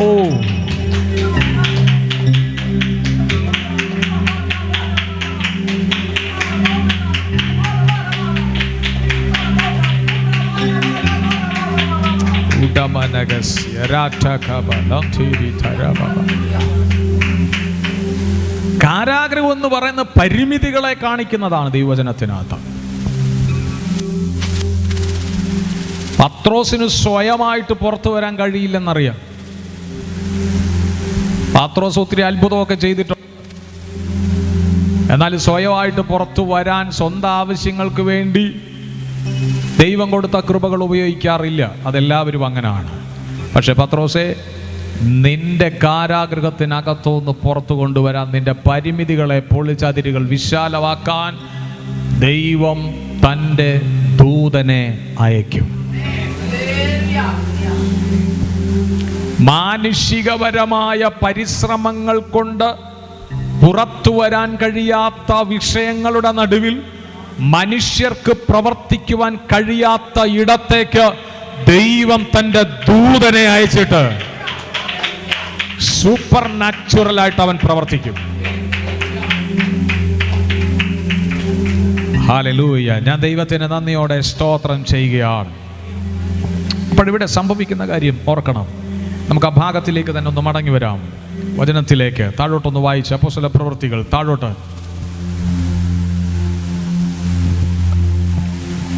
പെട്ടെന്ന് കർത്താവിന്റെ ദൂതൻ അവിടെ പ്രത്യക്ഷനായി. പെട്ടെന്ന് കർത്താവിന്റെ ദൂതൻ അവിടെ പ്രത്യക്ഷനായി. അറയിൽ ഒരു വെളിച്ചം പ്രകാശിച്ചു. ഇരുളുള്ള തടവറയ്ക്കകത്ത് ഒരു വെളിച്ചം പ്രകാശിച്ചു. അവൻ പത്രോസിനെ വിലാപ്പുറത്ത് തട്ടി. വേഗം എഴുന്നേൽക്ക എന്ന് പറഞ്ഞ് അവനെ ഉണർത്തി. പ്രത്യുത ഉറങ്ങിക്കിടക്കുന്നവനെ ഉണർത്തി. ശ്രദ്ധിക്കണോടെ. ദൂതൻ കാരാഗൃഹത്തിൽ ഇറങ്ങി. എല്ലാവരും ചേർന്ന് പറഞ്ഞ ദൂതൻ കാരാഗൃഹത്തിൽ ഇറങ്ങി. ഞാൻ ചോദിക്കുന്നു, 16 പേർ കാവൽ നിൽക്കുന്ന അടയപ്പെട്ട കാരാഗൃഹത്തിനകത്തേക്ക് ദൂതൻ ഇറങ്ങാമെങ്കിൽ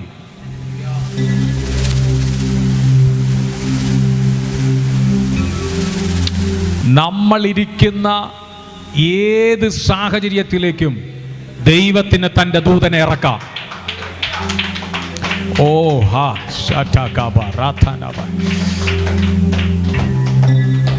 ഏത് സാഹചര്യത്തിനകത്തേക്കും ദൈവം തൻ്റെ ദൂതനെ ഇറക്കാം. ഇന്ന് പ്രത്യാശയോടെ ഇരിക്കണം, വിശ്വാസത്തോടെ ഇരിക്കണം. എൻ്റെ വിഷയത്തിനകത്തേക്ക് ദൈവം തൻ്റെ ദൂതനെ ഇറക്കും. എനിക്ക് ചെന്നെത്തിപ്പെടാൻ കഴിയാത്ത ഇടത്തേക്ക് ദൈവം തൻ്റെ ദൂതനെ അയക്കും.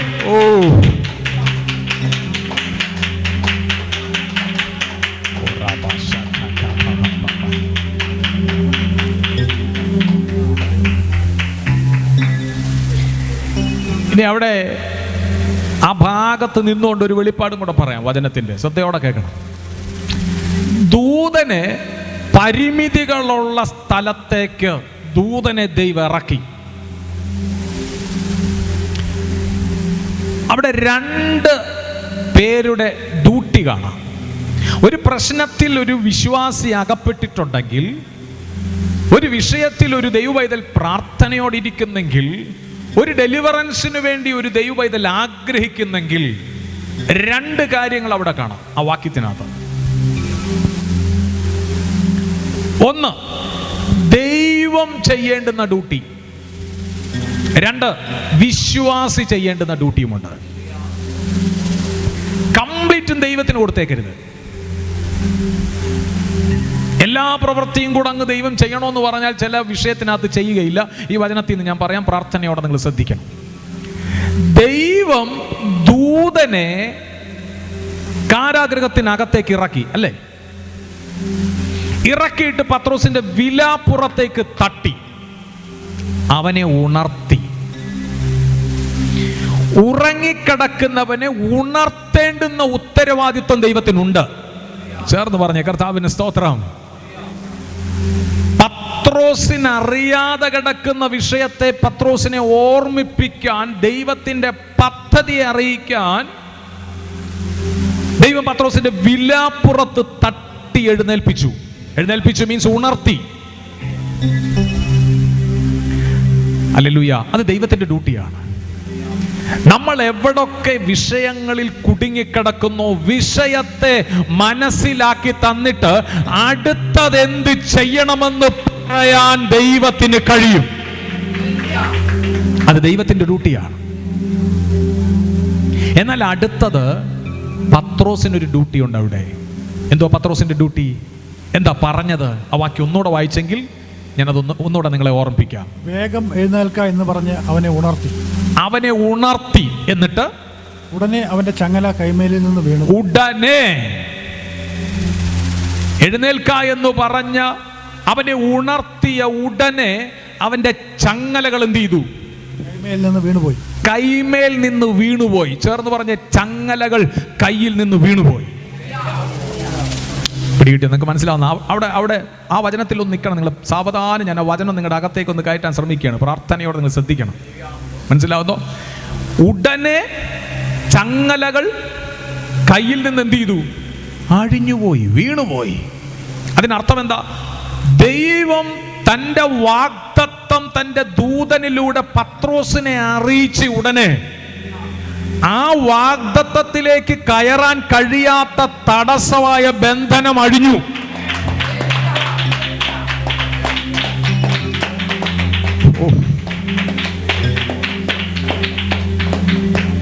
വാഗ്ദത്തം ദൈവം അറിയിച്ചപ്പോ ആ വാഗ്ദത്തം കേട്ട ഉടനെ ആ വാഗ്ദത്തത്തിൽ മുന്നോട്ടു പോകാൻ കഴിയാത്ത ബന്ധനം അഴിച്ചു. ഇവിടെ ഇരിക്കുന്ന നിങ്ങൾ ഓരോ ദൂതുകളും കേൾക്കുമ്പോൾ നിങ്ങൾ ഓർക്കണം, ആ ദൂതിലേക്ക് നിങ്ങളെ നടത്താൻ തടസ്സമായ ബന്ധനങ്ങളെ ദൈവം അഴിച്ചിട്ടാണ് നിങ്ങൾക്ക് വേണ്ടി ദൈവം ശബ്ദമുയർത്തി വാഗ്ദാനങ്ങൾ കൈമാറുന്നത്. Holy spirit. നമ്മുടെ ദൈവം വിടുതലിന്റെ ദൈവമാണ്.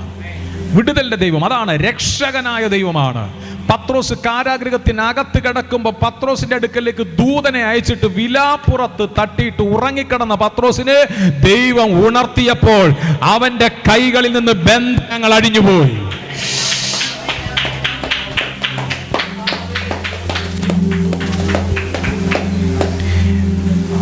ബന്ധനങ്ങൾ അഴിഞ്ഞപ്പോൾ പത്രോസിന് എന്താണോ പ്രവർത്തിക്കേണ്ടത് അത് പ്രവർത്തിക്കാൻ തന്റെ കരം ഫ്രീ ആയി. തന്റെ കൈകൾ ബന്ധിച്ചു വെച്ച ചങ്ങലകളിൽ നിന്ന് തന്റെ കൈകൾ ഫ്രീ ആയി. പറഞ്ഞോ, പിശാചേ, ഈ ബന്ധനം എന്നും നിനക്ക് കൊണ്ടുപോകാൻ കഴിയുകയില്ല. വാഗ്ദാനം ദൈവം എനിക്ക് തരുമ്പോൾ അത് അഴിഞ്ഞിരിക്കും.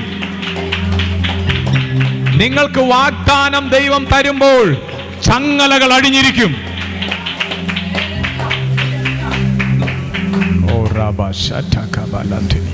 ചങ്ങലകൾ അഴിഞ്ഞിരിക്കും. ചങ്ങലകൾ അഴിഞ്ഞിരിക്കും. ചില ദുരാത്മാക്കൾ ബന്ധിച്ച ബന്ധനങ്ങളെ, ആ ചങ്ങലകളെ അഴിച്ച് ദൈവം വാഗ്ദാനങ്ങൾ കൈമാറാൻ പോകുകയാണ്. Holy Spirit. Oh, love you Jesus. Thank you. അപ്പം ദൈവത്തിന്റെ പക്ഷം എന്ത് ചെയ്തു? അറിയിച്ചു. അടുത്തത് ദൈവത്തിന്റെ ഡ്യൂട്ടി അല്ല, അടുത്തത് പത്രോസിന്റെ ഡ്യൂട്ടിയാണ്. വായിക്കാം. പത്രോസിന്റെ ഡ്യൂട്ടി എന്താണ്? വായിക്കാം. ദൂതൻ അവനോട് അരകെട്ടി ചെരുപ്പിട്ട് മുറുക്കുക എന്ന് പറഞ്ഞു. അവൻ അങ്ങനെ ചെയ്തു. നിന്റെ വസ്ത്രം പുതച്ച് എന്റെ പിന്നാലെ വരിക എന്ന് പറഞ്ഞു. ദൂതൻ ഫിലിപ്പോസിനെ കൊണ്ടുപോയതുപോലെ കൊണ്ടുപോയതല്ല.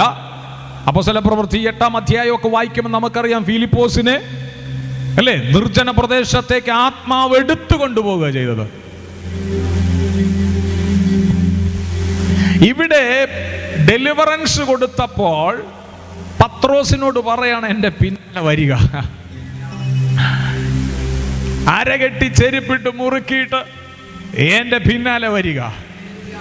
പത്രോസേ, വിടുതൽ കിട്ടിയാൽ നിനക്ക് ചില ഡ്യൂട്ടികളുണ്ട്. ഡെലിവറൻസ് സ്വർഗം തന്നാൽ ചില ഡ്യൂട്ടികളുണ്ട്. Holy spirit. എല്ലാവരും ചേർന്ന് പറഞ്ഞ, ദൈവം എന്നോട് ചെയ്യാനുള്ളത് ദൈവം ചെയ്യും, ദൈവം എന്നോട് അറിയിച്ചത് ഞാൻ ചെയ്യണം. മനസ്സിലാവുന്നോ? ദൈവം തൻ്റെ ജനത്തിന്റെ വിടുതലിന് വേണ്ടിയുള്ളത് ദൈവം ചെയ്യും. പക്ഷെ തൻ്റെ ജനം ദൈവം എന്തു പറയുന്നോ ആ കാര്യങ്ങൾ ചെയ്യാൻ ഇറങ്ങണം. ഹല്ലേലൂയ. ഒരു മനുഷ്യനും പത്രോസിനെ സഹായിക്കാനില്ല. ഒറ്റ കുഞ്ഞു പോലും സഹായിക്കാൻ കഴിയുകയുമില്ല. ആ ഏരിയയിലേക്ക്, ആ വിഷയത്തിലേക്ക് ദൈവത്തിൻ്റെ ദൂതൻ ഇറങ്ങിയിട്ട് ദൈവത്തിന് പ്രവർത്തിക്കുവാൻ കഴിഞ്ഞു. സ്തോത്രം, സ്തോത്രം, സ്തോത്രം.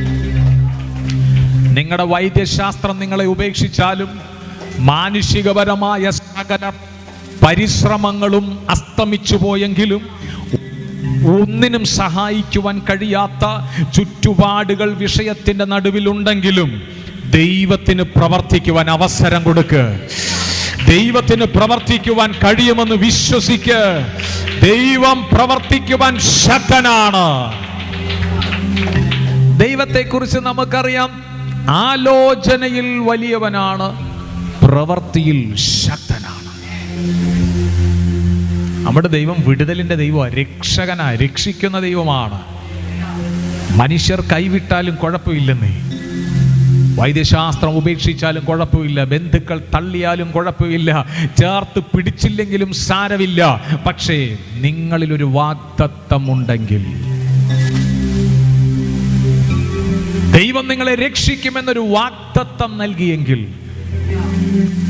അവന്റെ അടിപ്പിണരാൽ നിങ്ങൾക്ക് സൗഖ്യമുണ്ടെന്ന് നിങ്ങളോട് എന്നെങ്കിലും ദൈവം അറിയിച്ചിട്ടുണ്ടെങ്കിൽ, ആ വാഗ്ദത്തത്തിന് വേണ്ടി നിങ്ങൾ നിന്നാൽ, ആ വാഗ്ദാനത്തിന് വേണ്ടി നിന്നാൽ, മനുഷ്യർക്ക് പ്രവർത്തിക്കുവാൻ കഴിയാത്ത ഇടത്ത് ദൈവത്തിന് പ്രവർത്തിക്കുവാൻ കഴിയും. ഒരു ദിവസം അവന്റെ ഡെലിവറൻസ് നിങ്ങളുടെ വിഷയത്തിൽ കാണും. കാത്തിരിക്കുന്നവർ ശക്തിയെ പുതുക്കും.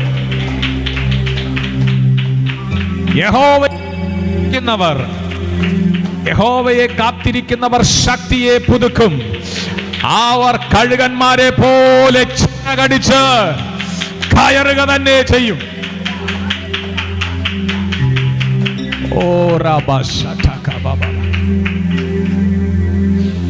ഇവിടെ നിങ്ങൾ ഈ ദൂതൻ ഇറങ്ങാനുള്ള കാരണം സഭയുടെ പ്രാർത്ഥനയാണ്. സഭ പ്രാർത്ഥിച്ചത് കൊണ്ടാണ് ദൂതൻ ഇറങ്ങിയത് കാരാഗൃഹത്തിൽ, അല്ലാതെ പത്രോസ് പ്രാർത്ഥിച്ചത് കൊണ്ടല്ല.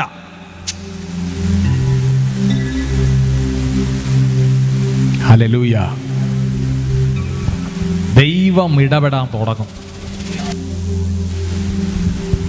ഇന്ന് നമ്മളൊരു തീരുമാനം എടുക്കണം കേട്ട വചനത്തിന്റെ അടിസ്ഥാനത്തിൽ. എന്തുവെന്നറിയാമോ? ദൈവമേ, ഞാൻ എന്താണോ ചെയ്യേണ്ടത് ഞാനത് ചെയ്യാം.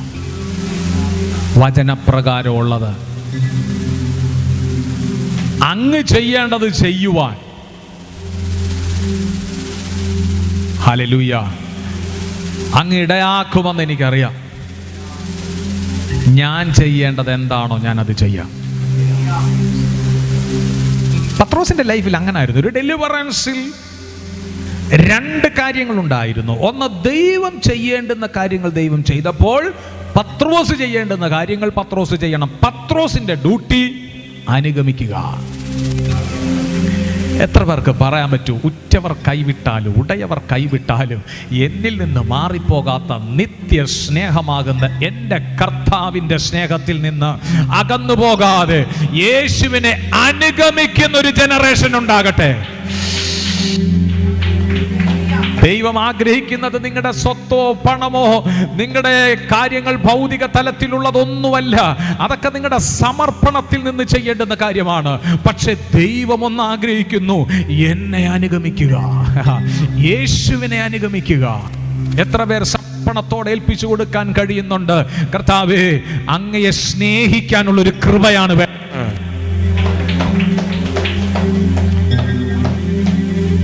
അതുകൊണ്ടാണ് പ്രിയരെ, ദൈവത്തെ സ്നേഹിക്കുന്നവർക്ക്, ദൈവം സ്നേഹിക്കുന്നവർക്കെന്നല്ല, ദൈവത്തെ സ്നേഹിക്കുന്നവർക്ക്, നിർണയപ്രകാരം വിളിക്കപ്പെട്ടവർക്ക് തന്നെ സകലതും നന്മയ്ക്കായി കൂടി വ്യാപരിക്കുന്നു. പത്രോസേ, നീ കാരാഗൃഹത്തിനകത്ത് കിടന്നതും നന്മയ്ക്ക് ഒരു സൂപ്പർ നാച്ചുറൽ അതിനകത്ത് കാണാൻ പറ്റി.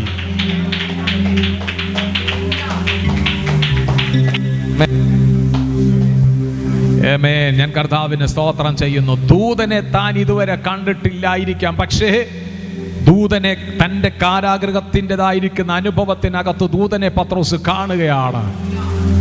അസാധാരണമായ കാഴ്ച. ഹല്ലേലൂയ. ഞാൻ കർത്താവിന് നന്ദിയോടെ സ്തോത്രം ചെയ്യുകയാണ്. ആ ഭാഗം നമുക്കൊന്നുകൂടെ വായിക്കാം. ആ ഭാഗം, ദൂതൻ അവനോട് അരകെട്ടി ചെരുപ്പിട്ട് മുറുക്കുക എന്ന് പറഞ്ഞു. ഓക്കെ. അവൻ അങ്ങനെ ചെയ്തു. നിന്റെ വസ്ത്രം പുതച്ച് എന്റെ പിന്നാലെ വരിക എന്ന് പറഞ്ഞു. അവൻ പിന്നാലെ ചെന്നു. ദൂതൻ മുഖാന്തരം സംഭവിച്ചത് വാസ്തവം എന്നറിയാതെ താൻ ഒരു ദർശനം കാണുന്നു എന്ന് നിരൂപിച്ചു. ഇവിടെ ദൂതൻ പറയുന്നത് പത്രോസിന് നല്ല ബോധ്യമുണ്ട്.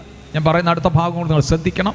പത്രോസിന് നല്ല ബോധ്യമുണ്ട് ഈ കാരാഗൃഹത്തെക്കുറിച്ച്. 10-16 പേര് കാവലുണ്ട്. 1-ാം വാതിൽ 2-ാം വാതിലൊക്കെ ഇങ്ങനെ കഴിഞ്ഞു വേണം പോകാൻ. വലിയ ഗേറ്റുണ്ട്. അപ്പുറത്തേക്ക് കടക്കാൻ കഴിയാത്ത പരിമിതികളുണ്ട്. സ്തോത്രം. പത്രോസിൻ്റെ അകത്ത് ഒരു അവിശ്വാസം കയറിയാൽ മതി, പത്രോസ് കാരാഗൃഹത്തിനകത്ത് തന്നെ ഇരുന്നേനെ. ഇതിനകത്തുനിന്ന് ഞാൻ എഴുന്നേറ്റിട്ട് എന്താ കാര്യം? കാവലുകൾ മുൻപിൽ നിൽക്കുകയല്ലേ, ഗേറ്റ് അടച്ചു കിടക്കുകയല്ലേ, എങ്ങനെ അപ്പുറം കിടക്കും എന്ന് പത്രോസ് ചിന്തിച്ചില്ല. പത്രോസ് ദൂതൻ പറഞ്ഞത് അനുസരിച്ചു. ഞാൻ നിങ്ങളോട് ഇങ്ങനെ ഒരു ഉപദേശകൻ എന്ന നിലയിൽ, ക്രിസ്തുവിന്റെ ഉപദേശകൻ എന്ന നിലയിൽ ഞാൻ നിങ്ങളുടെ മധ്യേ പങ്കുവയ്ക്കുന്നു. മുൻപിലുള്ള തടസ്സങ്ങളെ നോക്കരുത്. രക്ഷിക്കാൻ ദൈവത്തിന് പ്രസാദം തോന്നിയാൽ മുൻപിലുള്ള പരിമിതിയുടെ തടസ്സങ്ങൾ നോക്കരുത്. ദൈവം പറഞ്ഞത് അനുസരിച്ചുകൊണ്ട് അനുഗമിക്കാൻ തുടങ്ങിയാൽ നിനക്ക് വേണ്ടി ചില ഡോറുകൾ ദൈവം തുറക്കും.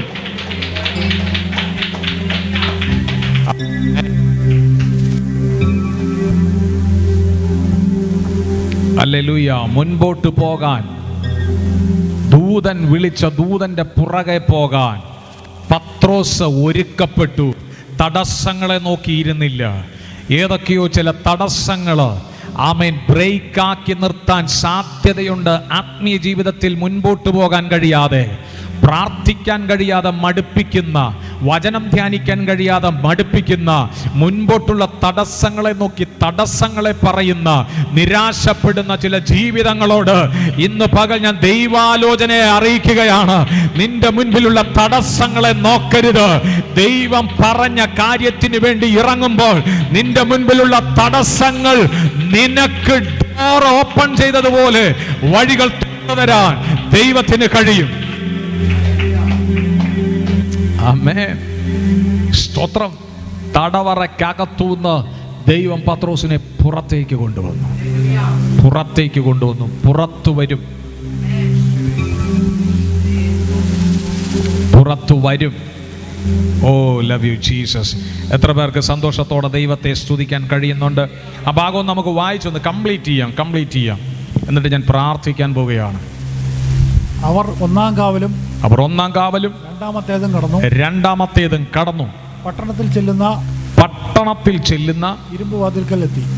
1-ാം കാവല് കഴിഞ്ഞു, 2-ാം കാവല് കഴിഞ്ഞു, പട്ടണത്തിൽ ചെല്ലുന്ന ഇരുമ്പ് വാതിൽക്കലെത്തി. അതവർക്ക് സ്വതവേ തുറന്നു.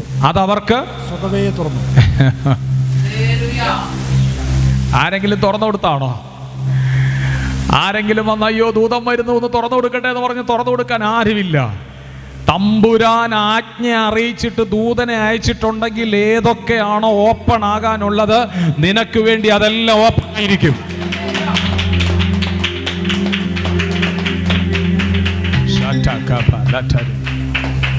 Thank you holy spirit, thank you holy spirit, thank you holy Spirit. ഡോറുകൾ ഓപ്പൺ ആക്കുന്ന ദൈവം, വിടുതൽ കൊടുക്കുന്ന ദൈവം, രക്ഷിച്ചെടുക്കുന്ന ദൈവം, കാരാഗൃഹത്തിന്റെ പരിമിതികളെ പൊളിച്ച് ദൂതനെ അയച്ച് തന്റെ ഭക്തനെ പുറത്തു കൊണ്ടുവരുന്ന ദൈവം. നിന്നെ ദൈവം വിളിച്ചത് ഒതുങ്ങിയിരിക്കാനല്ല, ദൈവത്തിന്റെ പ്രവൃത്തിയെ പുറത്ത് കാണിക്കത്തക്ക നിലകളില് ദൈവത്തെ അനുഗമിക്കാനാണ്.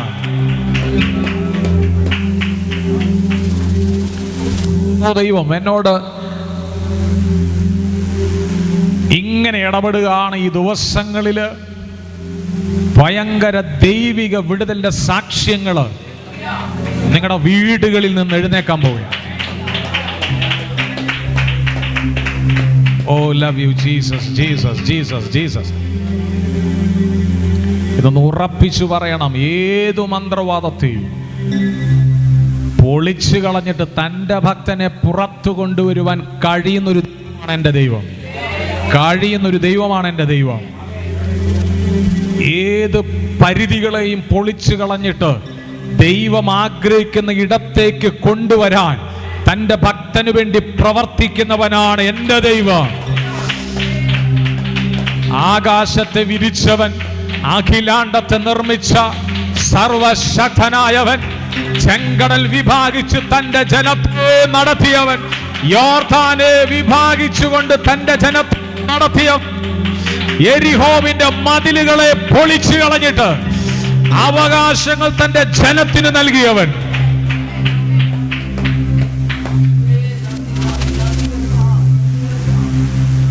തന്റെ ഭക്തനെ കാരാഗൃഹത്തിനകത്തുനിന്ന് കൊണ്ടുവരാനാണോ പ്രയാസം? കിലോമീറ്ററുകൾ വ്യാപിച്ചു കിടക്കുന്ന ചെങ്കടലിന്റെ മുൻപിൽ വന്ന് ജനം വളരെ ഭാരത്തോടെ ഇരിക്കുമ്പോൾ ഒരു കിഴക്കൻ കാറ്റിനെ അടുപ്പിച്ചിട്ട് ചെങ്കടലിന്റെ വെള്ളത്തെ രണ്ടായി വിഭാഗിച്ചുകൊണ്ട് ഉണങ്ങിയ നിലത്തുകൂടെ, എങ്ങനെ ഉണങ്ങിയ നിലത്തൂടെ, ഉണക്കാൻ ഒന്നിന്റെ സഹായം വേണ്ടി വന്നില്ല, ഒറ്റ കാറ്റടിപ്പിച്ചു. കിഴക്കൻ കാറ്റിങ് വന്നപ്പോൾ അടിത്തട്ട് ഉണക്കിയെടുത്തിട്ട് തന്റെ ജനത്തെ, ലക്ഷക്കണക്കിന് ജനത്തെ നടത്തിയവനാ നമ്മുടെ ദൈവം. ആമേൻ. ഈ ദൈവത്തെ ഒന്ന് കാണേണ്ട കാഴ്ചയിലൊന്ന് ഇന്ന് പകലൊന്ന് കാണ്ടാട്ടെ, വിശ്വാസാകത്തൊന്നുകൂടെ ഉറച്ചാട്ടെ. നീ അക്കരെ കടക്കയില്ലെന്ന് വാദിച്ചു നിൽക്കുന്ന നിന്റെ ജീവിതത്തിന്റെ അന്തരീക്ഷങ്ങൾ ചേഞ്ച് ആകുകയാണ് ഇന്ന് പകൽ. പുറകോട്ട് നോക്കുമ്പോൾ ഫറവോനും സൈന്യമുണ്ട് നിനക്ക് ഭാരപ്പെടാൻ. പക്ഷേ ഇതിനകത്ത് ഭാരപ്പെടേണ്ട ആവശ്യമില്ല. ദൈവത്തെ ഒന്ന് നേരെ കാണേണ്ടതുപോലെ കണ്ടാട്ടെ. ഏതെങ്കിലും ഒരു ദേവന്റെ അടുക്കലല്ല നിൽക്കുന്നത്. സ്തോത്രം. ആകാശത്തെ വിരിച്ചവനും ആഴിയുടെ ആഴങ്ങളെ സൃഷ്ടിച്ചവനുമായ സർവശക്തനായ ദൈവം, മരണത്തെ ജയിച്ചവൻ, പാതാള ഗോപുരങ്ങളെ ജയിച്ചവൻ, മരണത്തിന്റെയും പാതാളത്തിന്റെയും കൈവശമുണ്ട്.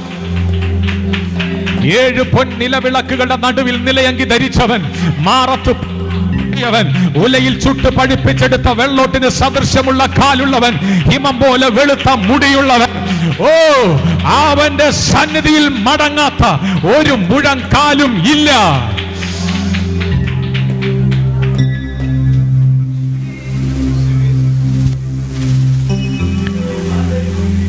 അവൻ തുറന്നാൽ തുറക്കാത്തൊരു വാതിലുകളുമില്ല.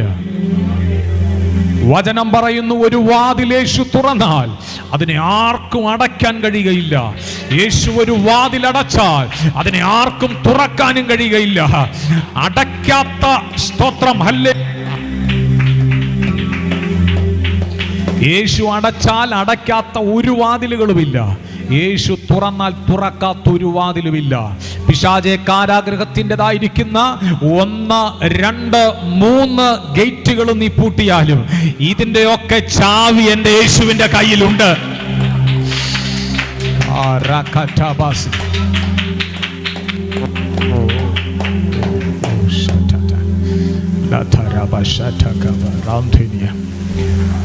ഞാൻ ഇന്ന് വേഗത്തിൽ പ്രാർത്ഥിച്ചു നിർത്താൻ പോവുകയാണ്. എന്തോ ടൈമിങ് ഇങ്ങനെ പോയിക്കൊണ്ടിരിക്കും. വലിയ ഡെലിവറൻസുകൾ കർത്താവ് ഈ ദിവസങ്ങൾ നിങ്ങളുടെ വീടുകളിൽ ചെയ്യാൻ പോകുന്നുണ്ട്.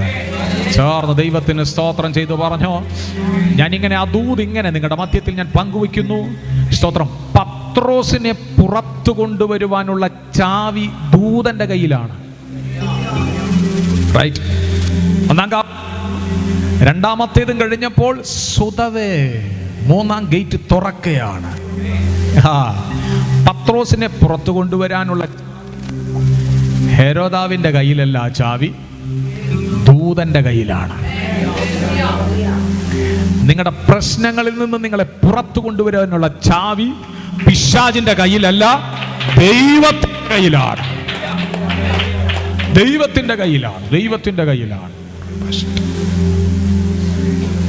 Thank you holy spirit of God. യേശുവിന്റെ നാമത്തിൽ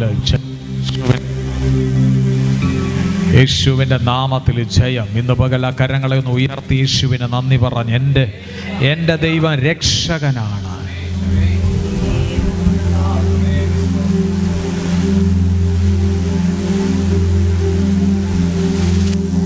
holy Spirit, Holy Spirit, Holy Spirit. എൻ്റെ ദൈവം രക്ഷകനായ ദൈവമാണ്.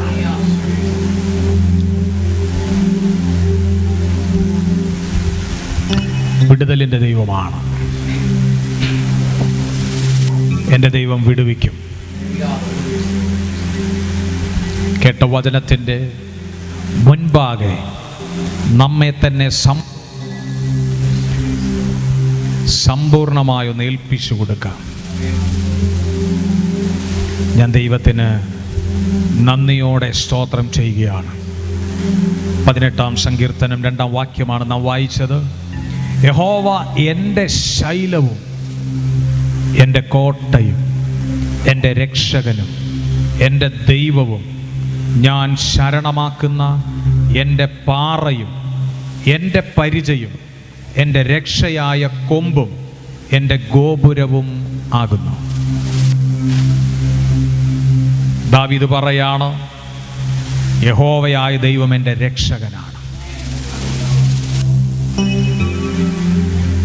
കർത്താവായ യേശു പാപികളെ രക്ഷിക്കാൻ ഭൂമിയിലേക്ക് ഇറങ്ങി വന്നു. നമുക്കറിയാം, രോഗികളെ സൗഖ്യമാക്കുന്നു, ഭൂതബാധിതരെ വിടുവിക്കുന്നു. കാരാഗൃഹത്തിനകത്ത് കിടന്ന പത്രോസിനെ വിടുതൽ നൽകി പുറത്തു കൊണ്ടുവരാൻ തൻ്റെ ദൂതനെ ദൈവം അയച്ചു.